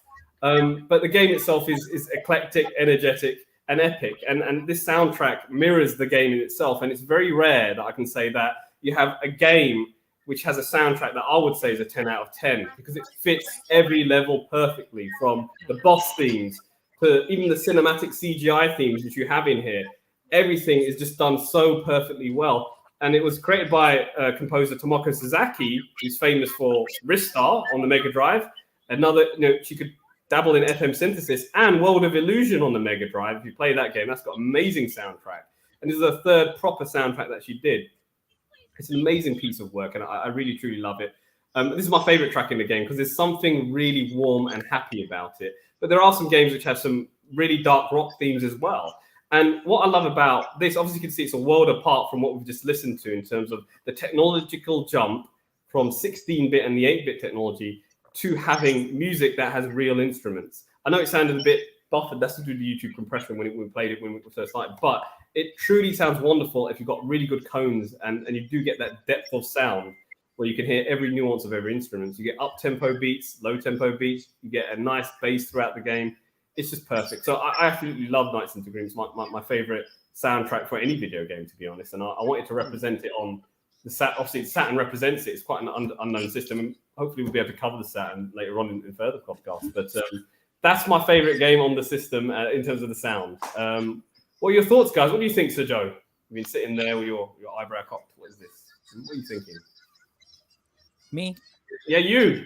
Yeah, you. No, because the way Sir Viraj mentions our names are Joe. Yeah. If I don't hear the L. Yeah, that would be me. Okay, so I haven't really played much of Sega Saturn games, and the only Saturn game that I played was Magic Knight Ray Earth. However, that being said, when Sir Viraj suggested Nights into Dreams, this particular track here, I did enjoy it. Like for the first 5 notes of it, I'm like, oh, so it already piqued my my ear. So and it sounds like it kind of makes you feel like you're Peter Pan flying. It kind of it has that kind of sound that you're jovially flying through the clouds. It's something that you'll hear when you yourself flying through the sky. It kind of brings that feeling to me. And one of the things that I I'm not sure if it's an official complaint or a formal complaint about, and Sir Dan or Sir Verge can probably correct me on this, is that I think Saturn, the Sat in comparison with with the PlayStation One, the Saturn wagered more on the sound rather than the videos, because Saturn has a little bit more has difficulty processing FMVs in comparison with the PlayStation One. What I will In say terms of is, in terms of sound, Saturn definitely it has that well, Sega signature sound to it. well, with the Saturn board itself, as we all know, it's a very. I don't want to get too bogged down in technical specs when we talk about music, but it does have two. It does have two dedicated graphics chips in there, whereas the PlayStation had one. And because the way the board was designed on the PlayStation, it was easier to program using modern programming languages such as C. With the Saturn, you had to know more than just C because of the architecture of the system. One of the biggest misconceptions about the Saturn is the graphics were inferior to that of PlayStation 1. In fact, and another misconception is, well, it had two graphics cards. So one was for 2D, one was for 3D. They put the 3D one as a last thing to compete against PlayStation. That's a lie. The PlayStation, the chip they put on the Saturn was 3D capable, but the second chip allowed those graphics to be rendered better to compete with Sony.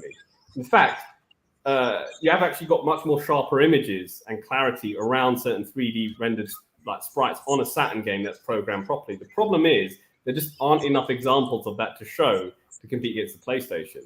That's the thing. The PlayStation just had a lot more in terms of 3D programmers making games for it. So people thought, well, some of the early Saturn games like Virtua Fighter looked a bit rough. But as people learned Definitely, yeah.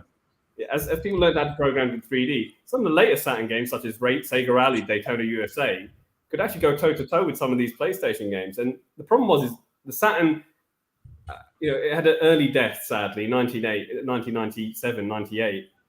For us in the West anyway. It was very successful in Japan, but when you look at later on, okay, PlayStation games did look really good towards the end of its life cycle because they'd learned how to program 3D and they learned how to use that hardware at its maximum level. If they had done the same with this poor little baby, I think you might have had some competition, but I think at that point nobody cared. And Never gave it a chance, sadly. We were burning loads of cash in R&D developing a Dreamcast, and that's really what killed Sega. It was the money they spent on that. But I don't want to talk too much about it. This is a sound. We'll talk more about that when we do the Sega Saturn episode, guys. I might end up getting tears in my eye. But but look, the Saturn, as we mentioned earlier, had superior sound to PlayStation 1.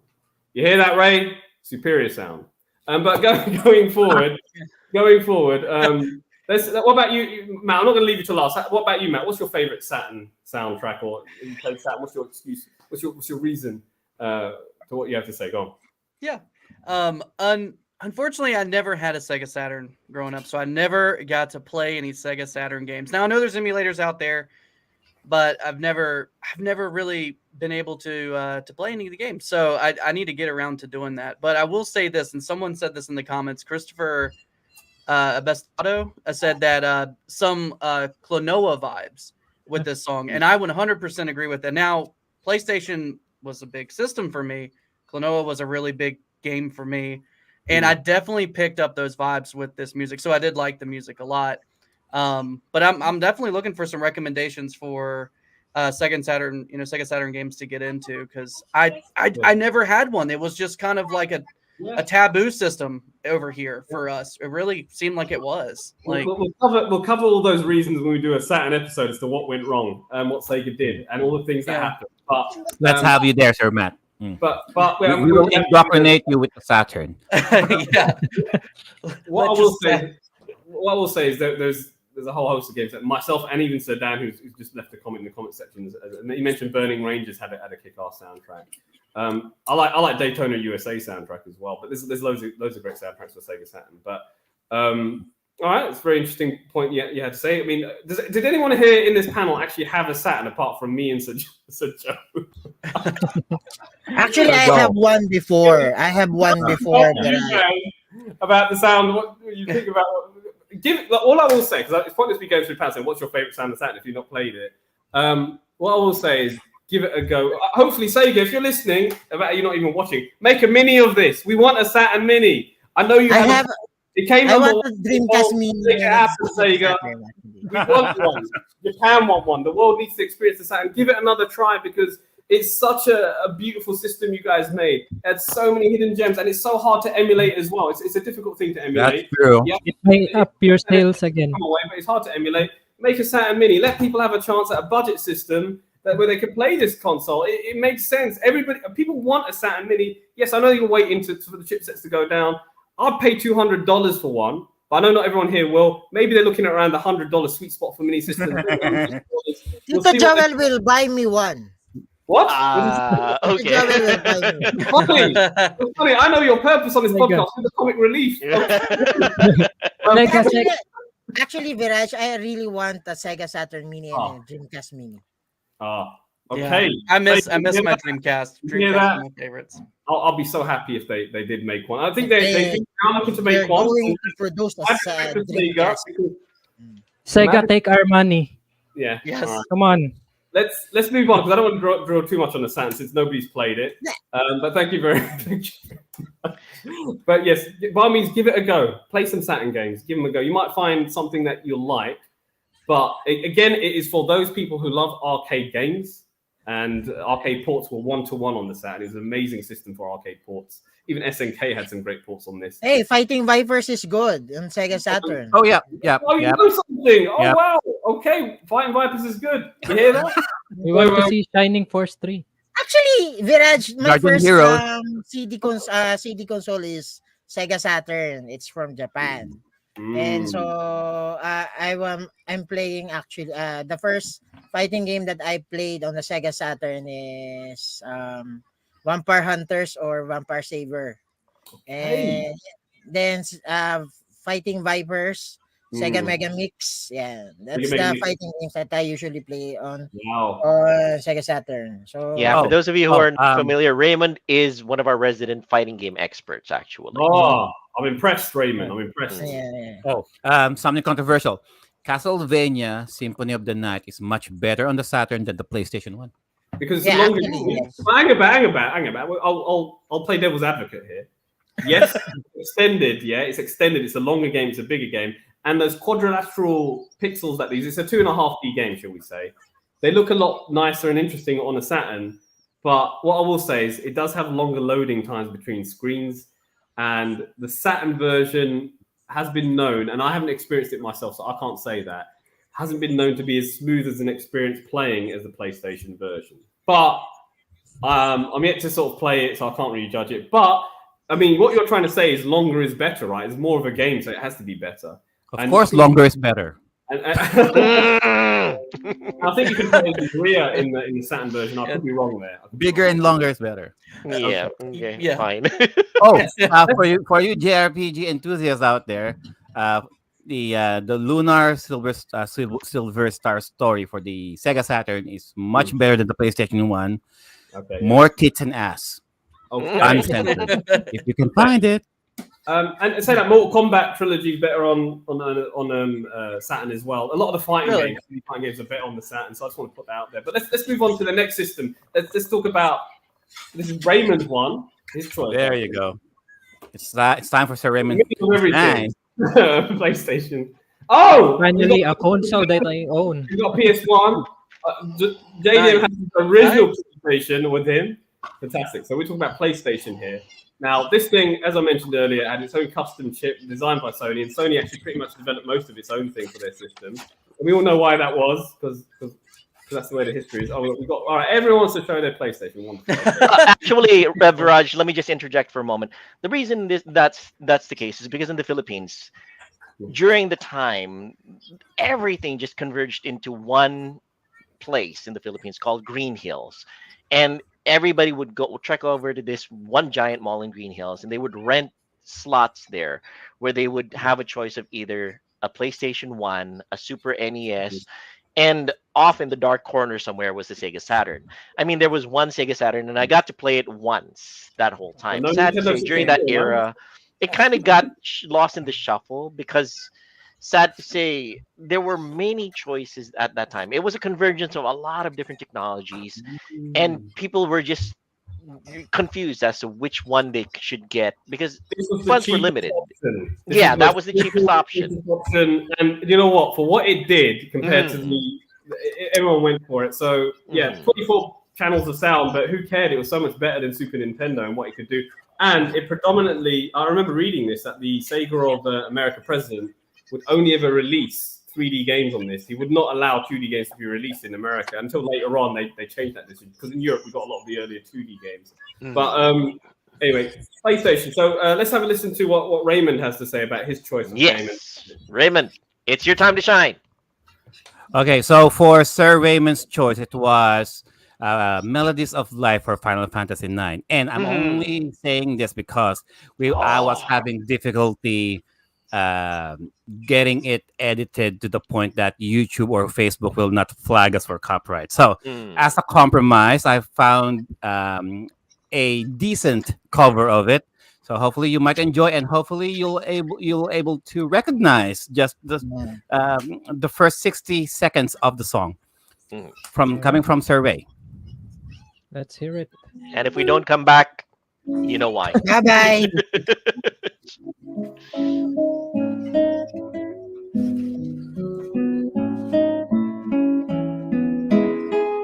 I'm a lonely heart. Grieve by picking up the pieces that remain. Melody of life, love lost remain. But still across, yet I cannot say just why. We met, we loved, we held on fast, and then we said goodbye. And who is the echoes of the stories never told? Let them ring out loud till they unfold. In my deepest memories, I see you reaching out to me. There you go. Beautiful, beautiful. Raymond, with along Finish Raymond finish the performance. song. Finish the song. The song, so the song has it reached your heart. I can see that. It's a very emotional song. Very nice song. Actually, I'm not a fan of RPGs, but the soundtrack of Final Fantasies 9 and 8 was very heartwarming for me. So I decided Memories of Life will be my choice of a soundtrack. So who's so the song was created by Emiko Shiratori. And actually the song was actually wrote in an um English translation, but with the recent Final Fantasy roundup, they actually did the Japanese version of it. So it's not that quite it's kind of odd that it's actually an English version rather than the Japanese version. So that's it. Then in that game, the Final Fantasy 9 game, they actually remix it like 22 times for the actual soundtracks and the instruments of the Melodies of Life. So that's kind of nice for the game itself. All right. Very beautiful. It's very beautiful that sound actually. Yeah, it's a very interesting choice. I mean, with PlayStation, and this is something I seem to forget every now and then. You do have a lot of people who actually sung with soundtracks. It's actually a lyrical piece, and that's about how gaming had evolved. It's become real music, and it's not to say that wasn't something that I heard on Sega CD. It's happened before, but the PlayStation was the system that people listened to sound and audio, real music with. And it was this. They did push the CD medium, and CD allowed you to have that memory. It could hold that. You didn't have to compress it too much either, as well. You could get that. And sound. actually, Viraj, the marketing point of the games on the PS1 is actually the soundtrack. Yeah, that's correct. Yeah. So every time a good soundtrack was a good game, like RPG games like Final Fantasy, you got Crash Bandicoot, you got actually like it's like Tekken 2, it's actually a good it has a good soundtrack on it. Correct. The market of the games on PS1 was actually the soundtrack. So if Yeah. you don't have a good soundtrack, or you don't have a good game sounds, your games are kind of mess up. That's Right. right, because they did raise the bar in that era. I Mhm. mean, that fifth generation, the stakes were high, and there was more of a budget for actual real composers, real music to be made. I think there was a lyrical soundtrack to Sonic R, even on my Sega Saturn, where there was a woman who's singing, a '90s pop song to every single track. So yeah, I totally agree with you on that, Raymond. Sound became much more prolific and important with video games in that fifth generation because it was real sound. And the skill to develop that sort of music was greater. You had sound teams that were more than just one or two people. So it was very important. And yeah, Final Fantasy with Squaresoft. I mean, if everyone wants to know the truth, really, the Sega Saturn did well in Japan up until 1997. But when Final Fantasy VII came out, this is where they struggled, and it started to lose a lot of traction after Final Fantasy VII in '97 in Japan. But yes, Square are known to be makers of very beautiful music for their RPGs. That's what I will say for them. They make very beautiful music and prolific soundtracks. So a very, very good choice there, Raymond. My favorite my favorite soundtrack on PlayStation. Goodness me, there were so many. I mean, for me, the ones that it's more of an atmospheric soundtrack. I have to say, it's from a game called Spyro the Dragon. All right, and you're thinking what? But there's the third world called the Magic Grafters world. It's just that level. It's just got it's just got a nice jingle to it, which I really like. So for me, that's my favorite soundtrack that comes to mind. The only reason I'm saying that is because I completed the first game in the Reignited trilogy recently on my Switch, and the soundtrack is obviously identical. They haven't done anything to it. It doesn't need anything done to it. In fact, they'll redo the graphics of the game, but the soundtrack they can just leave well alone. And that's a really interesting thing with these remasters that they do. So yes, that's for me. Spyro the Dragon, Magic Craft as well. That's my favorite soundtrack for PlayStation. But there are so many. There's so many. What about you, Mr. Bustle? What's your favorite soundtrack for PlayStation? It's so tough because there are so many. Dude, I love everything about Chrono Cross, Legend Dragoon. Okay. Those games are. I wasn't really big into RPGs, but those games are really, I think really had profound sounding music. Obviously, Final Fantasy, and Klonoa was a big one. Resident Evil was one that really stuck with me because it was different. Yeah. And Resident Evil played a lot with silence, and when music did come in, it would be very immersive Yes. and so I feel like probably Resident Evil 1, I feel like had some really cool passages because that's when we get to we're introduced to like the save music. Like the first time I heard that, I was like, man, that's really beautiful sounding, but it's also kind of haunting sounding at the same time. So Yes, it doesn't that's true, take you that's out true. of the game. It kind of makes you feel safe, but at the same time, there's still something Scary. out there for Going you. on outside, yeah. Ominous soundtrack for sure. Resident Yeah. Evil. Matt, how about the outro of Resident Evil 3? I don't recall. I'd have to hear it again. It's been so long since I've played Oh. through it. You can probably play it, Saray, if you want. Yeah. Unless, of course, Capcom will flag us. No. That's true, Capcom.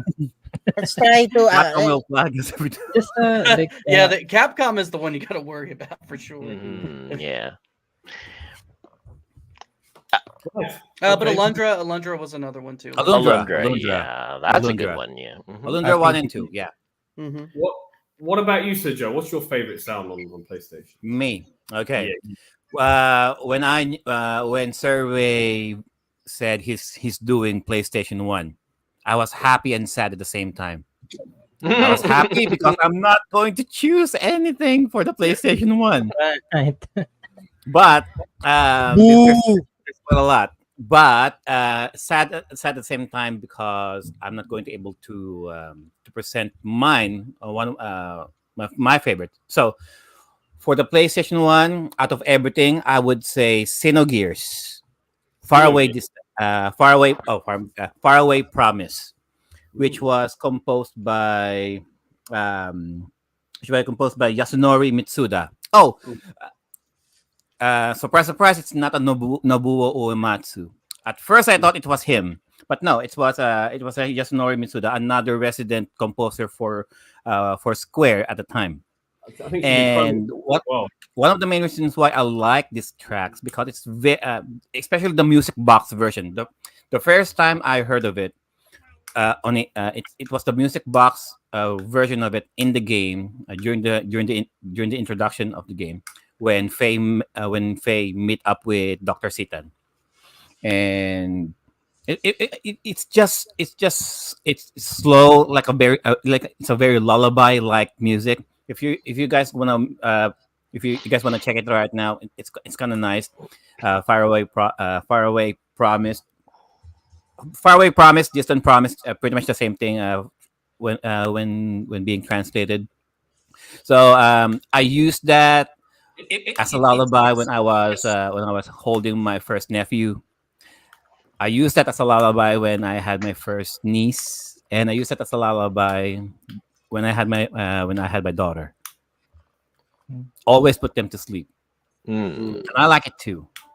And there are a lot of covers of this song, and every time I visit those videos, it just hits me still.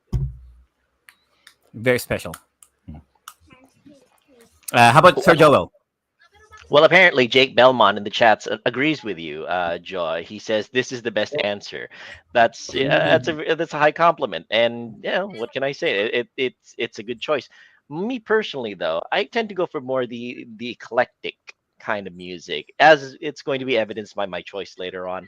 But for the PlayStation One, I particularly like the music from a game called Incredible Crisis.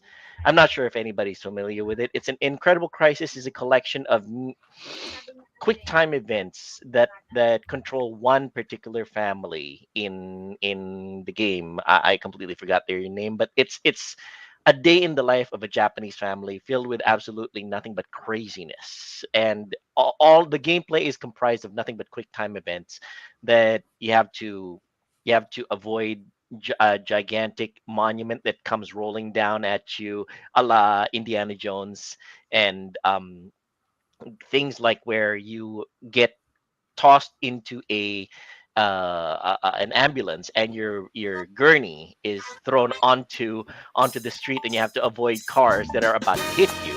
So the nice thing about Incredible Crisis's soundtrack, as you can hear, is it's very big band, very brass style, 1940s, 1950s kind of music, and a little bit of ska thrown in. It has that syncopatic, I guess what's the right term for that, Matt? Where it's syncopated. Syncopation? Yeah, Yeah. syncopation. It's like where- big show. Yeah, big.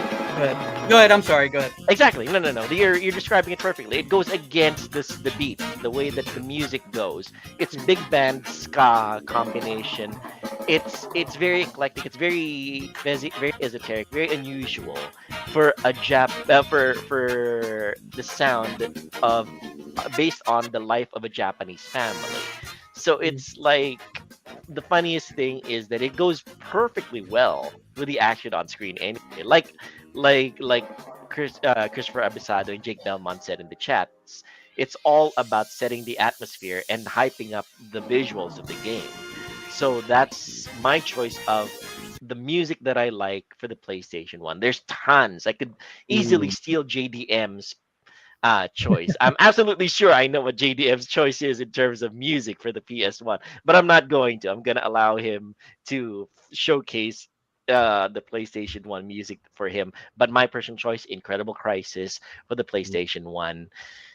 Give it a go, give it a listen. You guys are going to enjoy it. Big band, brass, ska combination. All right.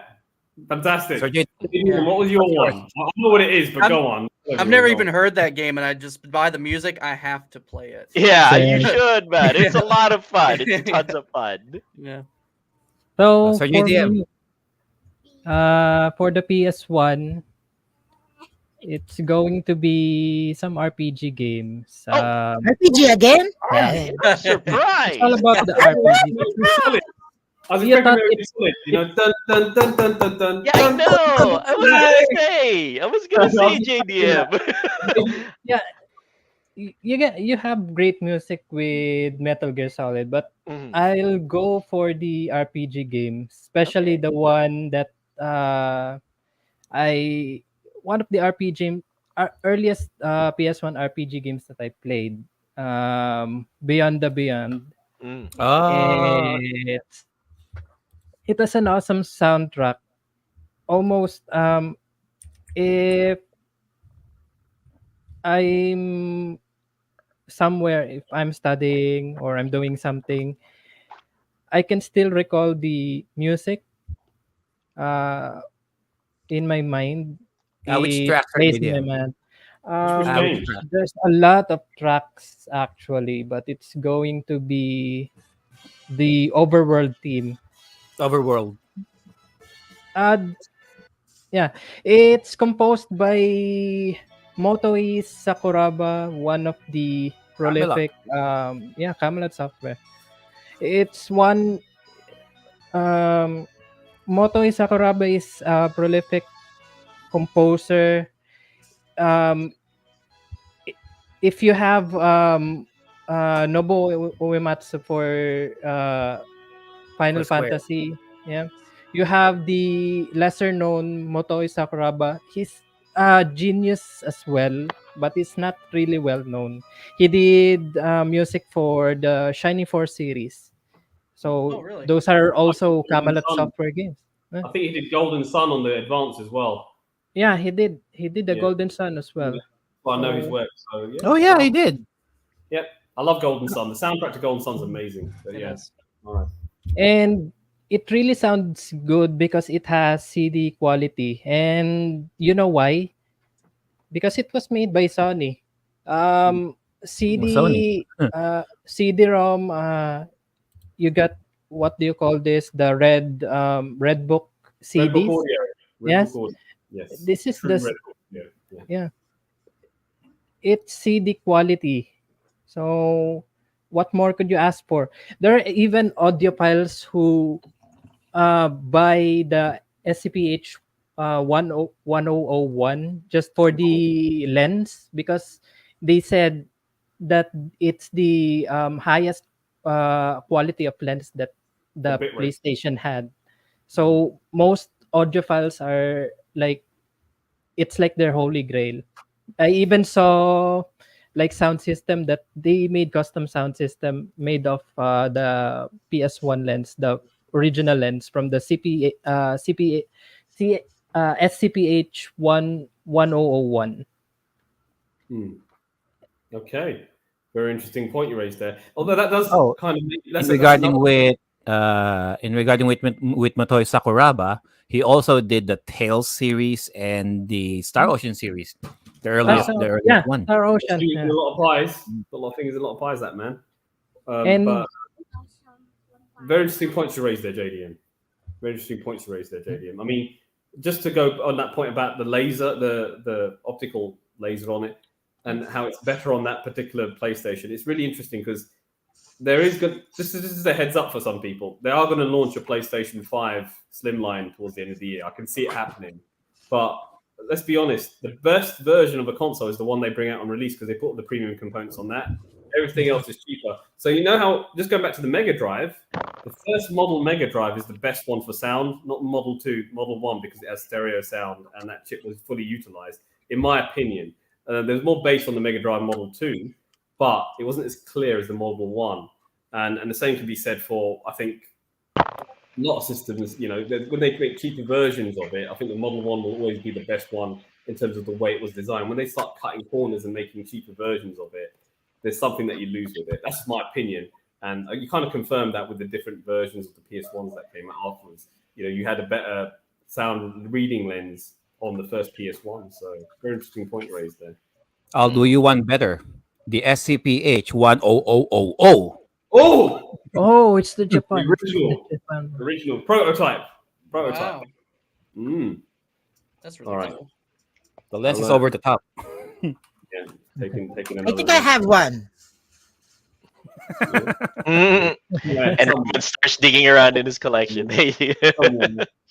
Shall we move on to the PlayStation 2 now? I think that's Oh, the next one. a little comment here, and I kind of agree with him. Actually, not so much agree as it is. I have to note that his comment is very telling. Maybe the best music is from Pepsi Man. There you go. I kind of Oh, agree with him on that one. Juan, Pepsi Man. hey Juan, I miss your streams of playing that game. They were Oh, just there the you best. go. I love you Yeah. playing that game. Dude. For the The for those of first you who are the first game that I rage quit on the stream. And funniest There Oh, you that's thing. the fault of JDM actually. Mhm. Christopher And Abestado deleting mentioned the- here from Thousand Arms. Two of us. Yes, that would be my. Two of us is one of. If I got Faraway Promise, two of us will be my number two. I love that Mhm. one. So I just put that on a Game Shark. Go to the CD player. Listen to that track. Awesome. Mm. I just want to say, Ayumi Habasaki. Yeah. it's really wonderful that there are people commenting and having a nice discussion in the chat section. I'm not ignoring. I actually read it all. There's so much discussion going on in regards to your favorite tracks. So thanks for joining us on the stream. Mhm. So yeah, wonderful comments here we've got here. But moving forward, let's get to the PS2. Let's get to the Hi, meat Sir and Siebert. potatoes of There you towards go. Oh the yeah, Yeah, hi we'd like to say Sonny. hi to So Siebert Silagan on the chats. Hi There you go. Sonny. He says, Hi, "Eyes on you, Tony. Final Fantasy Mm. 8." Ooh, okay. Fei Wong. classic track. Fei Wong. Mm. Hey, well, Ano ba All set right. na? Going forward though, Viraj did say that the next item to be featured is the PlayStation 2. So just There you showing go. the PlayStation 2. Slimline, I Hilda.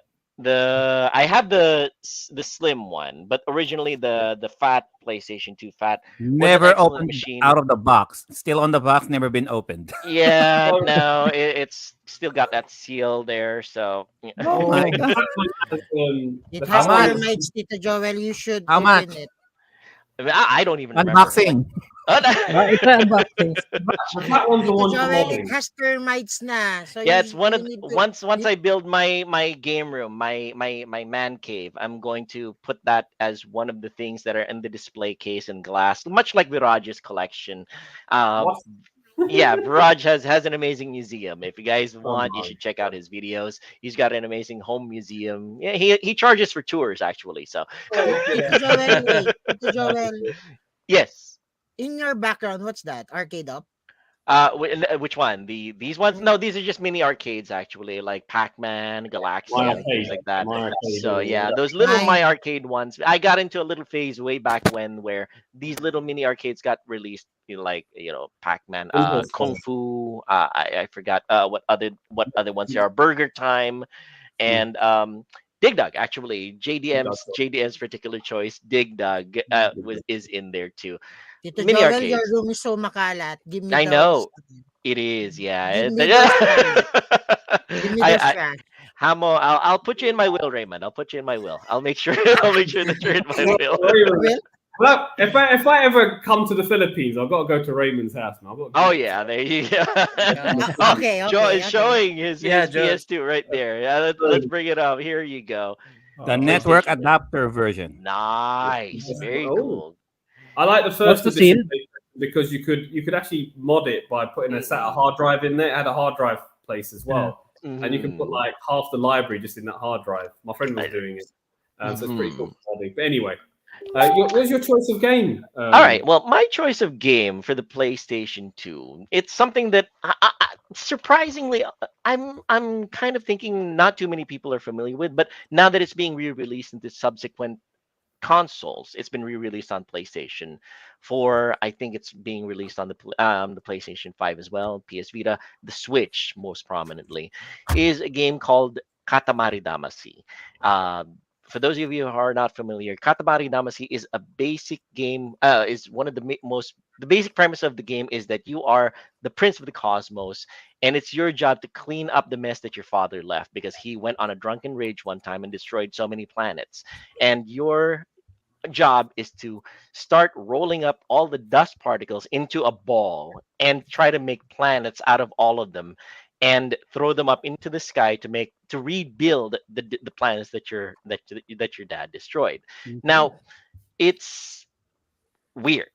It's absolutely weird. It's one of those premises that you make you go WTF, and it's this song. When you start the game, it feels like you just took a shot of ganja or whatever, because it makes you just think, am did I just go fall asleep and go into a dream, because the idea of the game is so out there, and it's so weird that you just question reality when you're playing it. But it's a ton of fun, and the music here, every single track is very catchy. Sound engineers have actually downloaded the music and listened to it and have complimented it in how eclectic, how varied, how musically accomplished the soundtrack is. And I can recommend a lot of songs in the soundtrack, particularly Lonely Rolling Star, Katamari Mambo, Gin and Tonic. Each one is unique in that Gin and Tonic sounds like something from the 1930s, 1940s music, where it's like the Roaring Twenties. Lonely Rolling Star is a nice little, not so much ballad as it is like relaxed listening to it kind of tune. But my personal favorite is the intro song called Katamari on the Rocks. If we can play a little bit of music, a little bit of the sound of it, Joe, let's have a listen to it, and you guys can listen to it a little bit.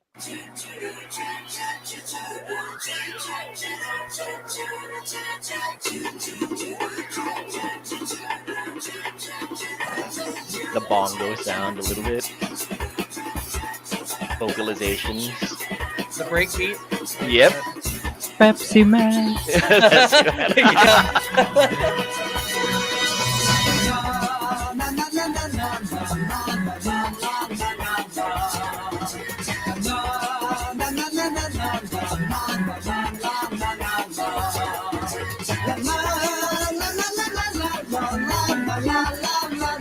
All right, we'll stop it at that point. Okay.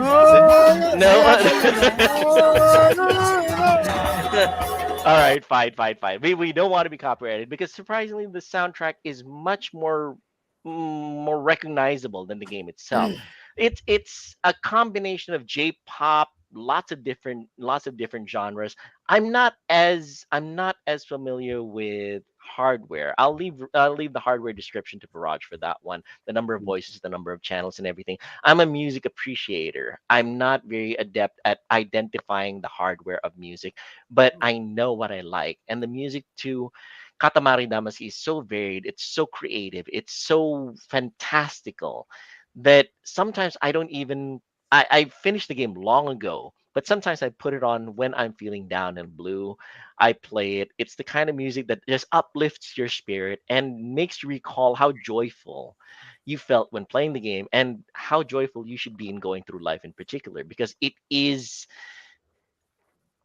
what's the right word for it? It's energetic at times. It has its ebbs and flows. It thematically, it is an amazing album. If you get the chance to actually buy the album and download it and listen to it, it's so varied that it's like a journey through different musical styles, and it's so different in terms of when you stop and listen to it.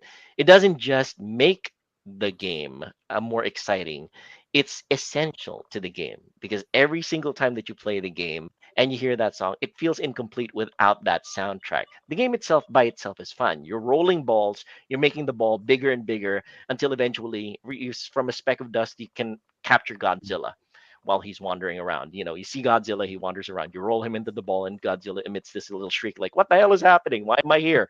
But yeah, it's without the music to this game, Katamari Damacy, it's incomplete. And I highly recommend that if you get to play it, you get to play it with sound full blast and music playing, and it'll evoke many different feelings in you. Sound engineers have called it one of the most perfect video game soundtracks of all time, and I tend to agree with them.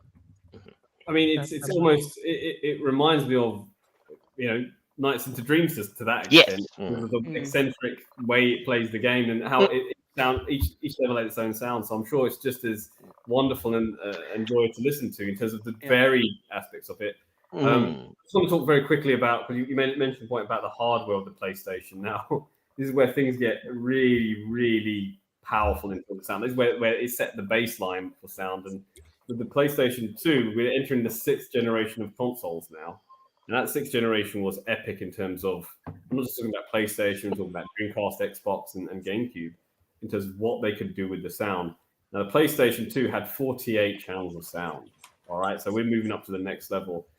You had lots you could do with it in terms of pitch modulation, looping, digital reverb. You even allowed MIDI instruments to be used into it. So when I say it supported MIDI, it means you can actually put a musical instrument in that chip and it will give you one-to-one what that musical instrument was. So now we're at the point where we've got real music being played through a real console.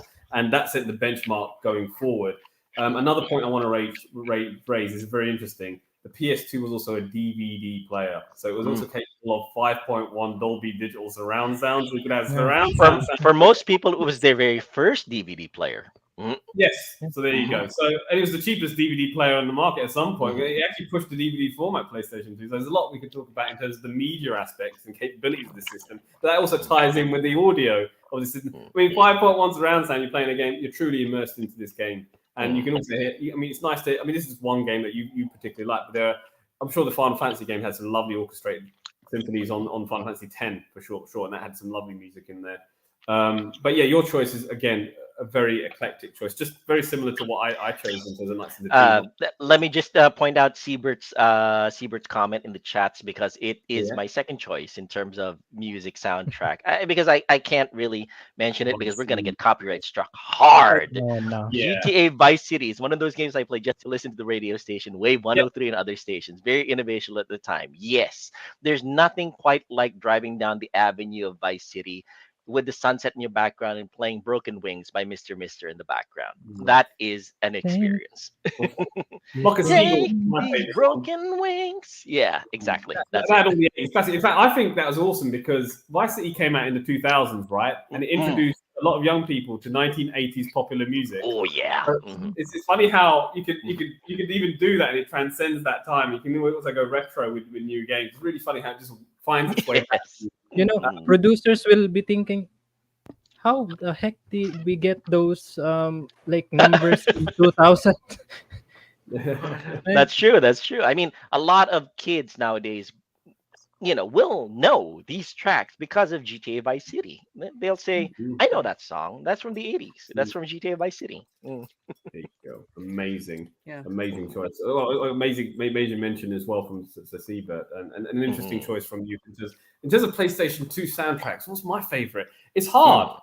It's hard. Like there's so many great things, and you got real music. I'll probably have to just jump on the bandwagon and say Vice City, and that's because I like 80s music. I'll probably have to say that.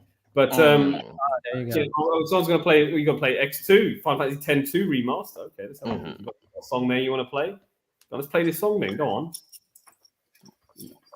1,000 words.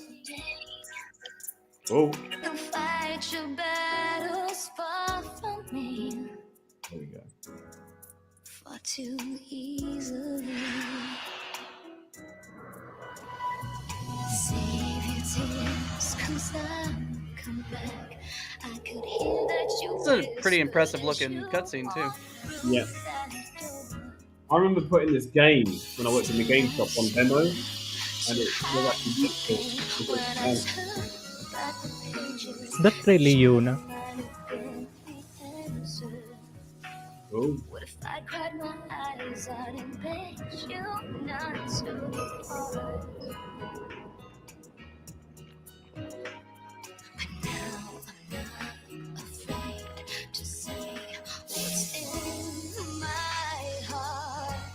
Let's talk over this song because you don't want to be flagged by swear. Well, we have a challenge here from Dan Faulkner, one of our co-panelists here, who sadly could not join us. He says, can we get a quick fire round robin of everyone's favorite Vice City song? Mine is Flock of Seagulls, I Ran.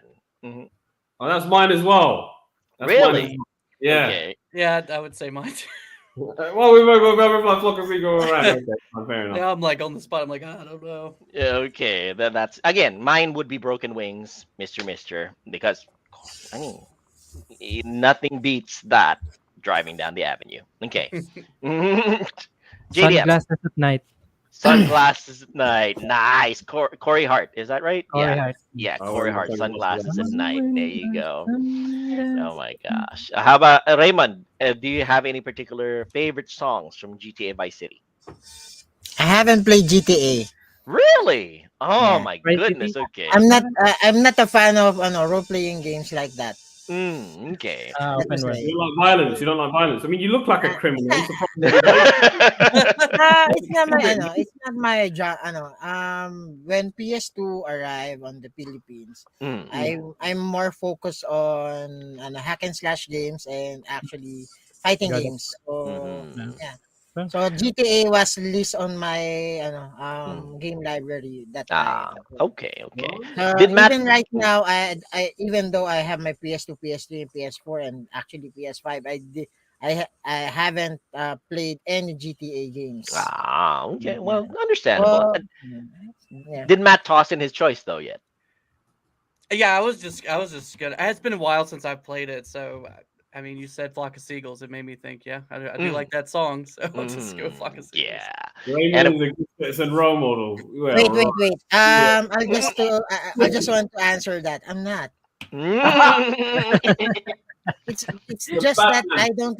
It's not my game forte.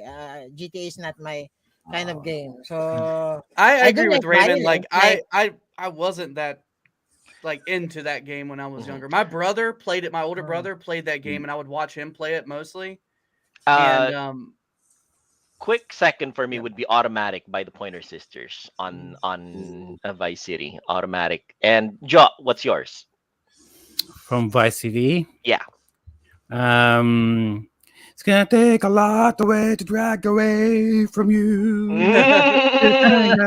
Man of more could ever do. So, Everybody I'll knows. bless the rains down in Africa. Yeah. Gonna take some time to do the things we never had. song. Toto. It's so many times on British radio. I'm sick of it now. That's the problem. It's so many Wait. times. So you're telling me, Tito Joel, the soundtrack of GTA is like a rock 80s. album. Yes, there's a Yeah.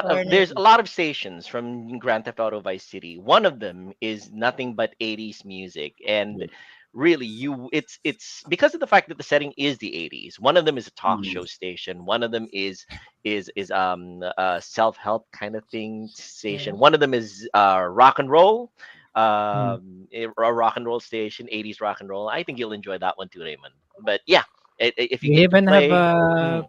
Spanish music. Oh yes, that's true. That's true. That's There's true. another song called "More Than This" that I like. I think so. Um, Yeah. Yeah, by Jen Roxy Faulkner Music, says Roxy Music and Brian Ferry. So just out of this ambiguous, just because I know Dan said "Flock of Seagulls," if I pick another one, it will be Roxy Music. More Than This. And I Flock like of Seagulls, the one with the hair like this. Oh yeah. dude, Dan Flock- said Yes. They had their own hairstyle. But I tried that one. I tried that once before. It never Yeah. looked good on me. So, I said Vice City is actually probably my favorite game. So, in terms of sound, what about any of you guys? What favorite soundtracks on PlayStation 2? Any nominations? Who wants to go? We're towards it. PlayStation 2 soundtracks. Yeah, For me, on that. Silent Hill 2. Silent Hill. Probably 2. my Yes. Oh, Yeah. Beat me to it. Obviously, I'm a big horror fan, so like horror Yeah. games were a big thing for me. And Silent Hill 2 is probably, I think it's like my favorite. I don't know if it's my favorite soundtrack of all time, but it's just, I don't know. There's just something about it. I really love the Bolorama theme because it's kind of like this breakbeat kind of like lo-fi kind of vibe, and once again it's like the save music kind of with Resident Evil, where it keeps you in the same headspace of like, okay, this is still a dark game, but it does liven it up a little bit and gives you a little bit more like melodic thing. So Yeah, I would say like Silent Hill 2, I call it the Bolorama theme. I think it's probably like the In Town theme or something like that. Mhm. But yeah, that one's a big one for me. Fair enough. Interesting. What about you, Sir Joe? What's your favorite PS2 theme?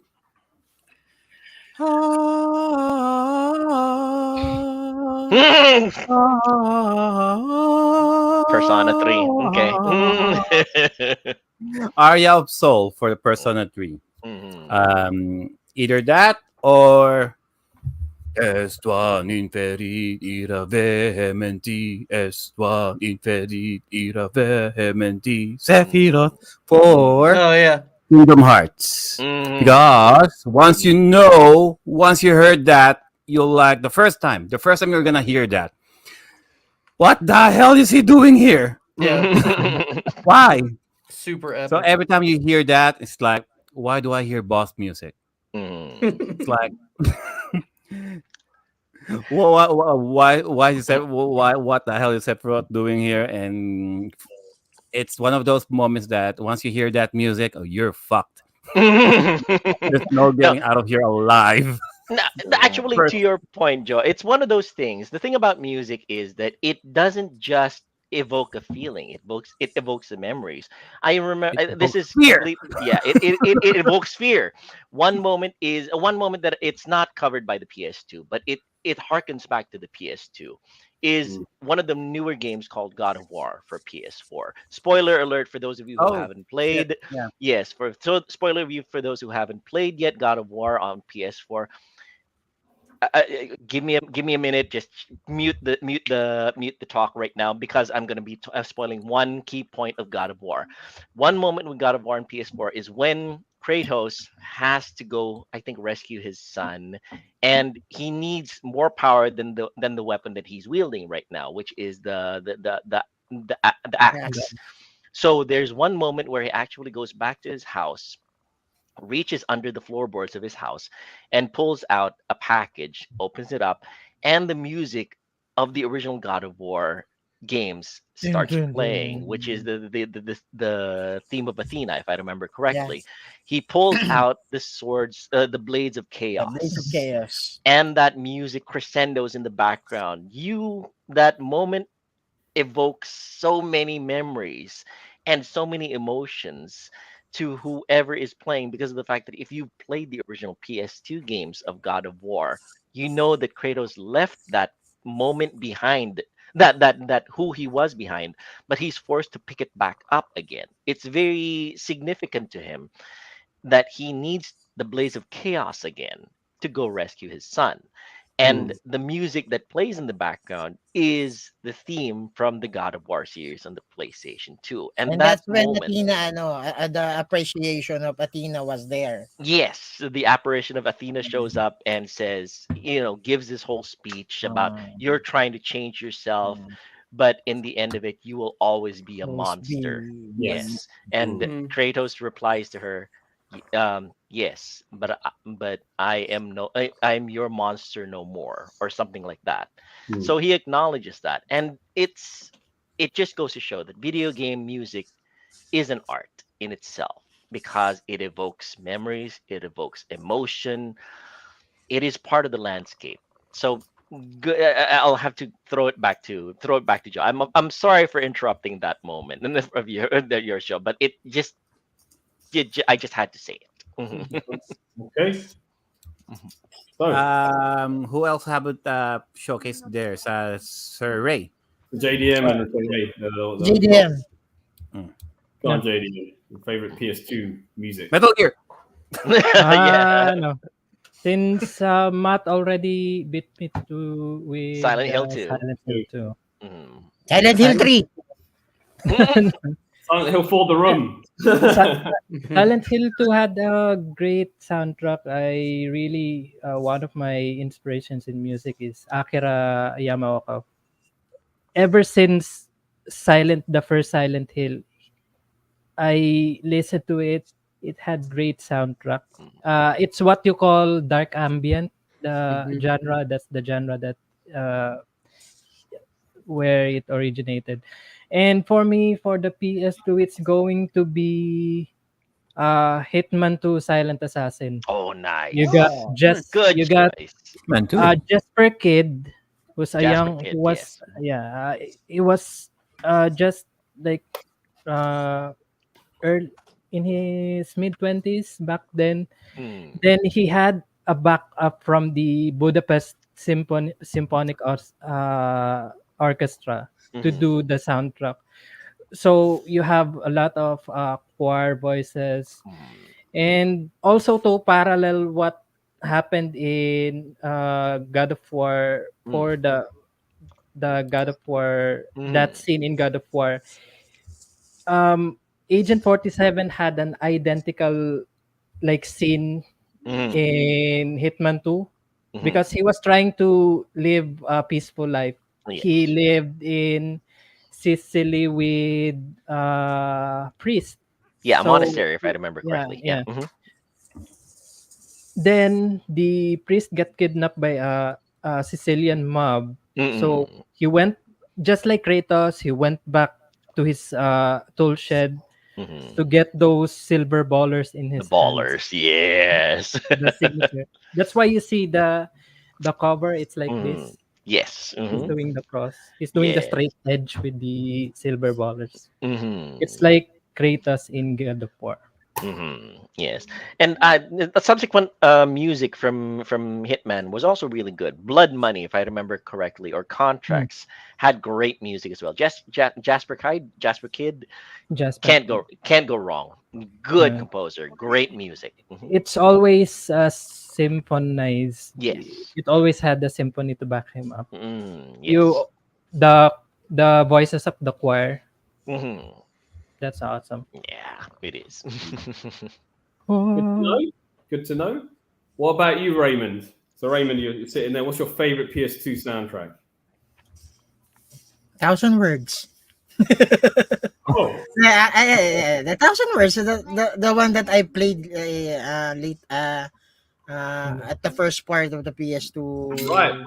Okay, so that's your favorite. Okay, the Final Fantasy 10 2. Mhm.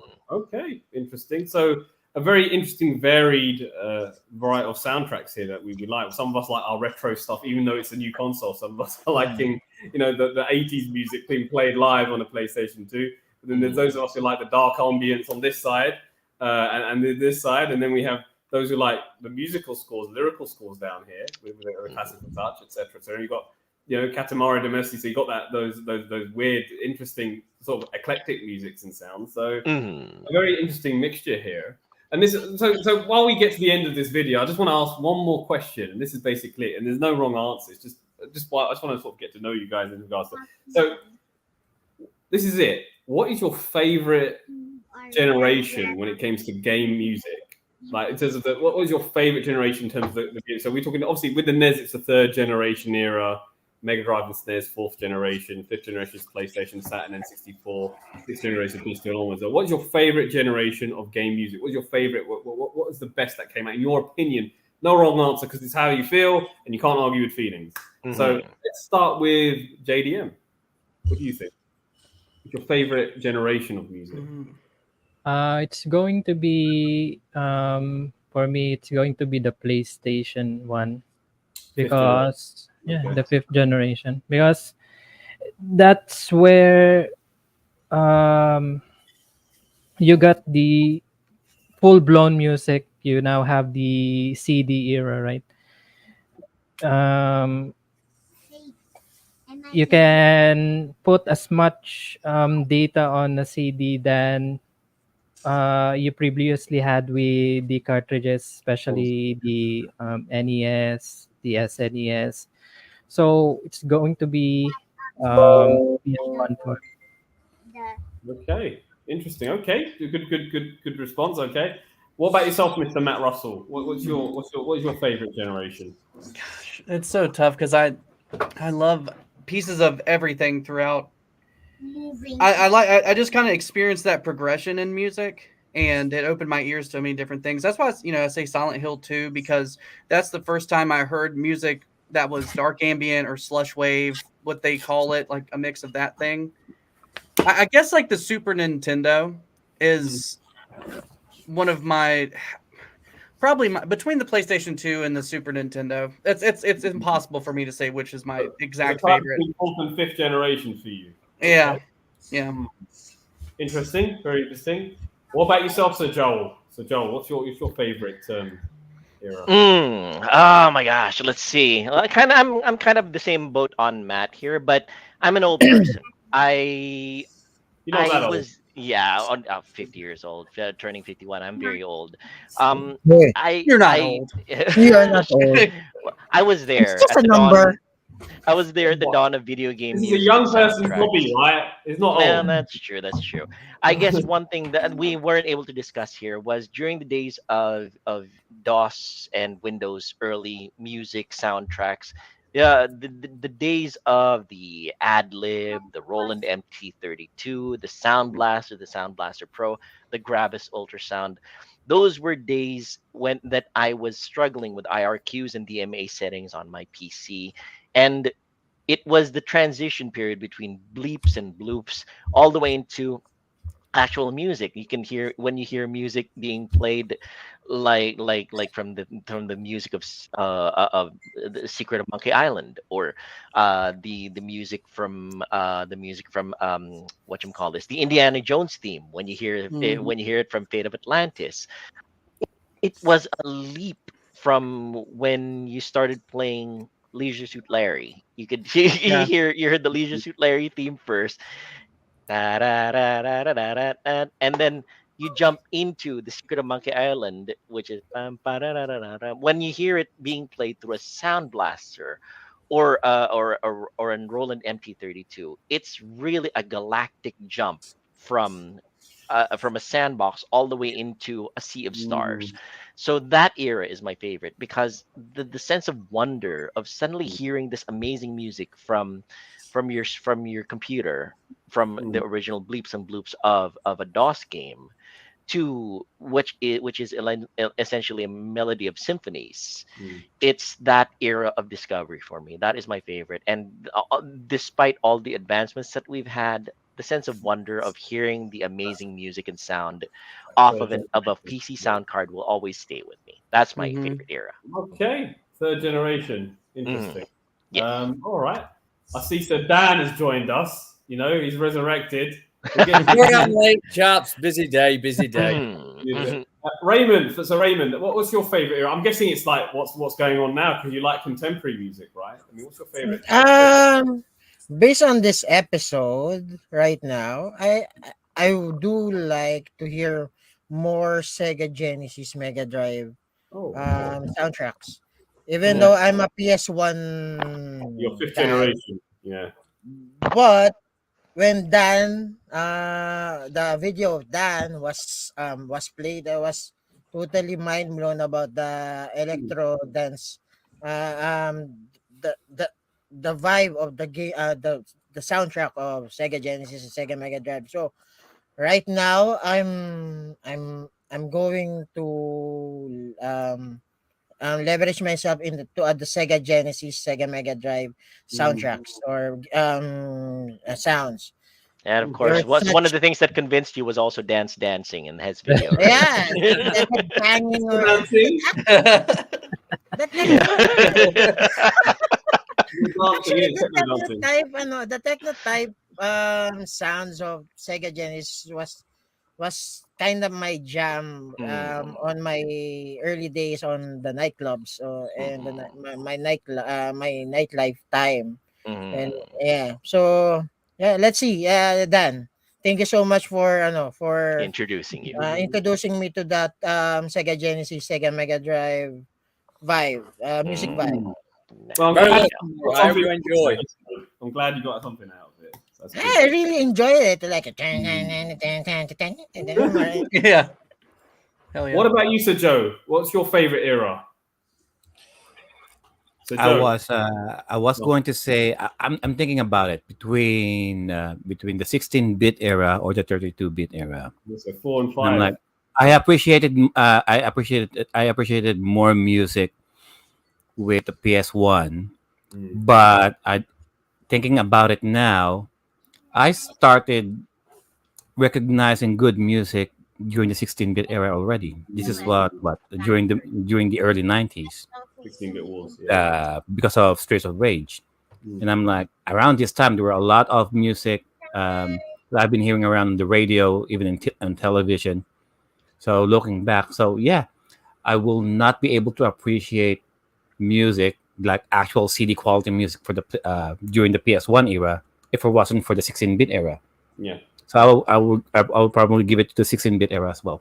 Fourth generation, really interesting. Fourth generation. Since Dan's joined us, so I might as well ask him. I kind of know the answer. What's your favorite era? Go on, in terms of Yeah, you know the answer, mate. Of course, it is fourth generation 16-bit. I've obviously already said why with the Sega Mega Drive, but I think the 16-bit generation. You've just mentioned Vice City, and I like you say, ironically, Vice City is the sound of that era, but the fourth generation is the sound of that era in that era. And on top of that, you've got your Super Nintendo. That the Super Nintendo's orchestral stuff is fantastic. Like we say, ActRaiser, Link to the Past, all those games.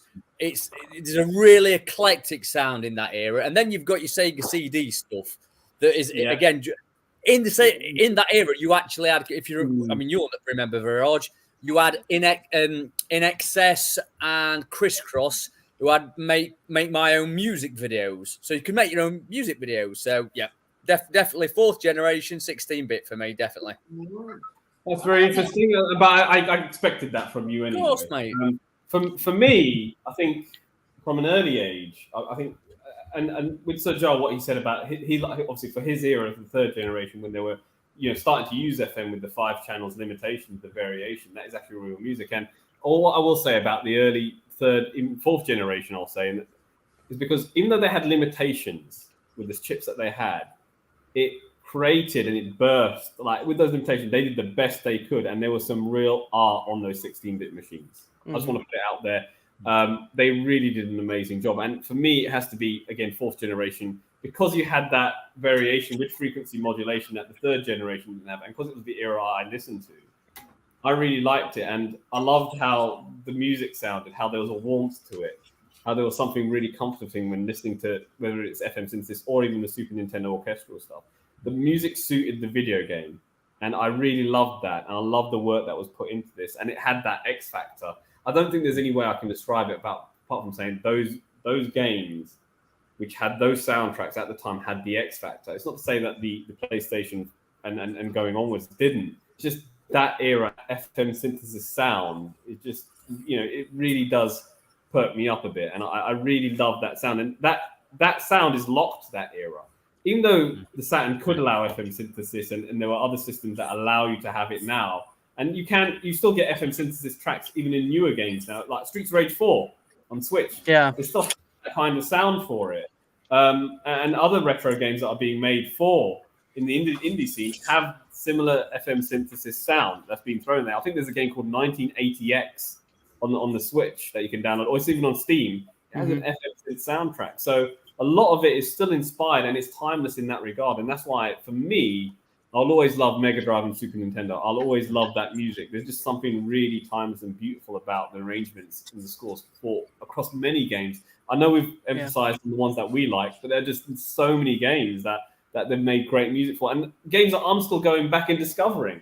I'm still going back and discovering these games that I missed out on. And that's the beautiful thing with modern gaming, retro gaming, and emulation that allows us the affordability to do that. So, I'd just like to sort of conclude that there's no right or wrong here. It's whatever you like. But video games have come a long way from the earlier boots and beats to what we have now. And I think we can all agree that it's just going to get better and better and better. So, how about Sir Matt? Well, he already said the first. Yeah, I will say this though. One of my favorite indie games, or I guess it's indie, but Blazing Chrome did the music in that game. Yes, it's just straight up Sega. It feels so good. What is it? Moonrider.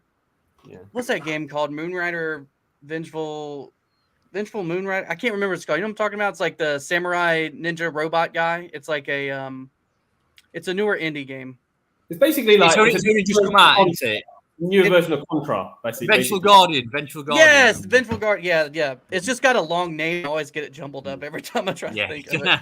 But that's a good one, and it's got more of like, not so much Sega, but it does fill me with that vibe, you know. Yeah. So But yeah, great. Blazing Chrome, amazing game. Check it out if you have not. Right.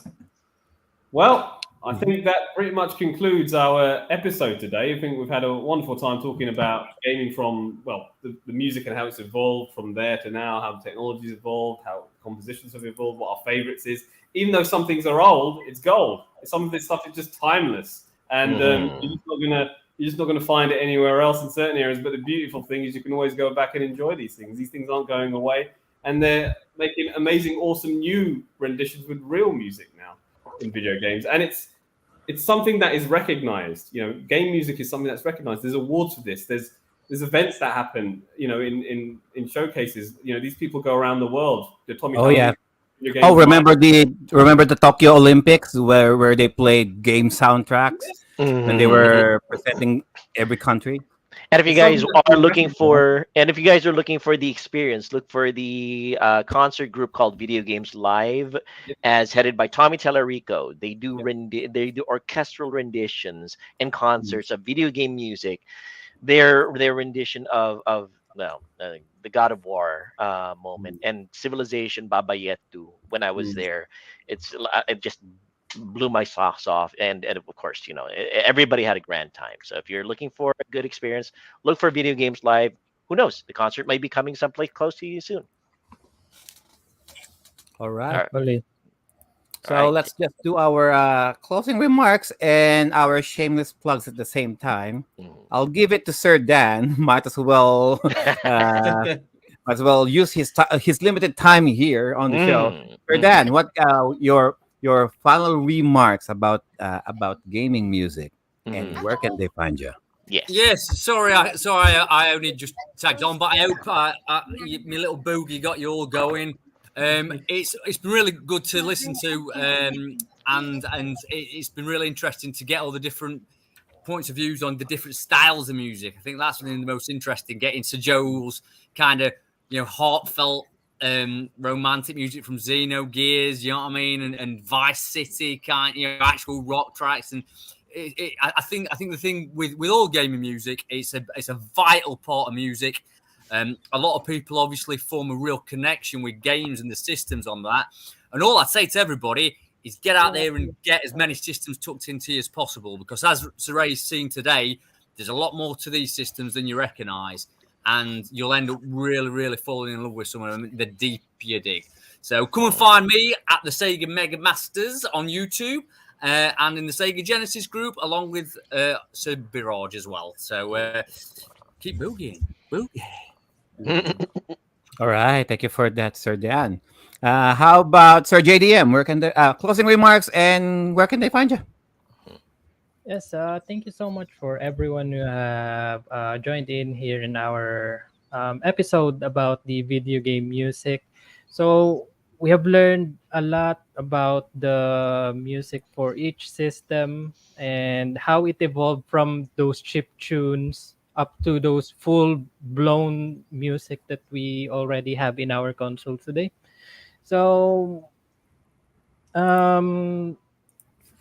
you can see me on Twitch, 123 Go Retro. I also have a kick, 123 Go Retro as well. Also here on Facebook Gaming, I recently streamed just a bit back here on Facebook Gaming. So catch me whether you're free. All right, thank you for that, Sir JDM. How about Sir Joel? Closing remarks and where can they find you? All right. Well, my remarks is again, I've said it before and I'll say it again. Music might not be at the forefront of your mind when you're playing a video game, but but the video game will be missing something if you take it out altogether. Music enhances the experience, evokes memories and evokes emotions inside of you, and as you go through a game, it will imprint itself in your memory, making the experience much more enjoyable. So you'll be able to find me at twitch.tv. Just type in Banyagi Native and you'll find me there. Also on kick.com, Banyagi Native, hashtag FUFB. And you will also usually find me posting in the Pinoy Retro Gaming official page. But you'll catch me here every single time as long as time permits here in Timeless Gamer. Back to you, Joe. All right. Thank you for that, Sir Joe. How about Sir Matt? What can you say about the episode as a whole, and where can they find you? Yeah, this was a really cool episode because I liked how all of our opinions were varied, and we got so many different genres covered and so many different like levels of emotion within the same console. Like it's crazy how Super Nintendo you could play Donkey Kong, you could play Final Fantasy, and you're going to get completely different feeling sounds from this, Sega from everything. So it was just really cool to like hear everybody's opinion and their favorite tracks on each individual console. So I really enjoyed this episode for that, and I learned a lot too. So, but you can find me as Bustle Plays Games on YouTube. Just type in Bustle Plays Games, I'll come up, and then on Facebook as Bustle Plays Games as well. And yeah, come check me out, hang out in the chat, and all those fun things, right? All right. Thank you for that, Sir Matt, and the person who learned a lot more in this episode, Sir Ray. What's your final thoughts about the show, and where can they find you? Give more lot attention in soundtracks. That's it. Words of wisdom. Words of wisdom.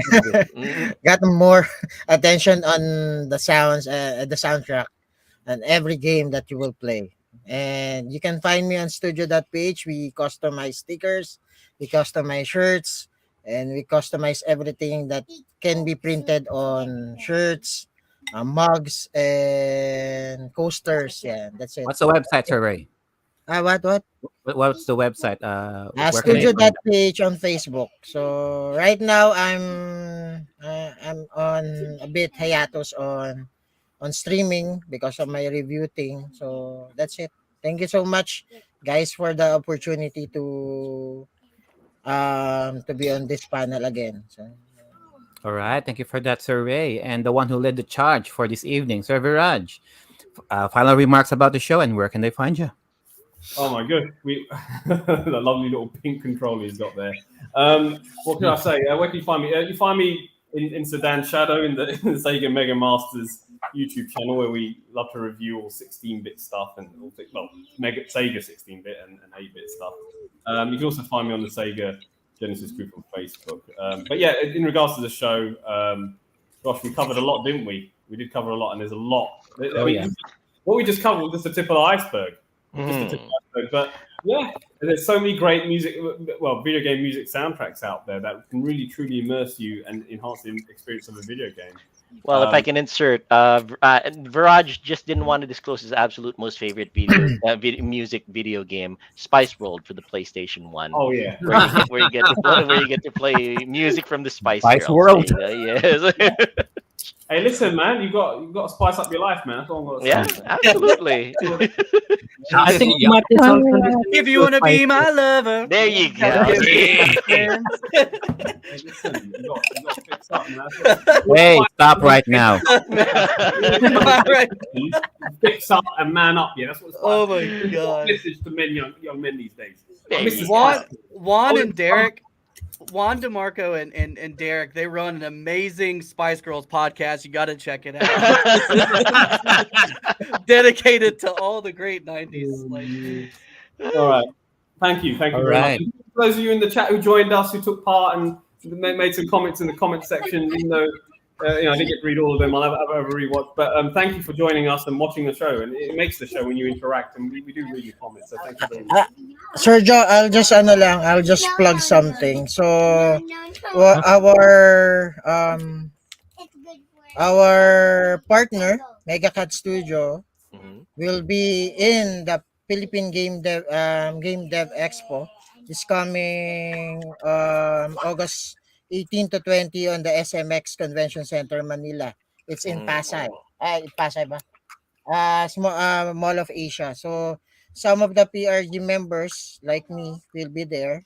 So if you want to catch some Megacat games that we stream on on Facebook and Twitch, you can actually play those games here at Philippine Game Dev Expo this coming 18 to 20. So, guys, if you have time, if you have to the people here in the Philippines that have time to go there, go check our booth. Yeah. And that's it. All right. All right. Good. Thank you for that quick advertisement survey. So, Mega Cat Studios. Some games will be up for display on the SM Mall of Asia. All right. Well, music as well, music, guys. That's the whole topic for this episode. You know what? Even with the Sega Mega Drive, you got your Sega. Hear Mhm. that? You know it's that. You know it's the Genesis. You know it's the Mega Drive. Oh, and even with the first PlayStation One boot up screen, when you hear that, Oh it yeah. goes the splash screen for the Yeah. the boot up screen of the first PlayStation. Really, if you hear that anywhere, it's like that's the first thing that you'll think of. You know what? Mhm. You So can get one that's what split we're talking screen, about here. nobody remembers Oh, it. and the Saturn as well. Right? So that's what we're talking about here, guys. So once you hear that particular sound, it it's a direct association to that particular something, right? So closing remarks. Well, music is a mysterious thing. Sometimes it makes people remember things that they do not expect. Many thoughts, feelings, memories, things almost forgotten, regardless whether the listener desires to remember them or not. Just to plug the show, Timeless Gamer, you can catch the previous episodes by going to the Facebook page of Pinoy Retro Gaming or just by going to the YouTube channel, Timeless Gamer PRG. Our audio versions of the shows, just go to all of they're available. Just go to the major podcast streaming platforms out there. And that's the show, guys. Thank you all so much for staying us from beginning to end. You are all beautiful, interacting there, uh, jotting down your favorite music tracks, themes from your chosen video games as well for every gaming consoles. And that's the show. Our games and our bodies may grow out of date, but our gaming experiences forever remain. Hey, Timeless. Timeless. All right. We'll continue in the chats. We'll see you guys again soon. Bye.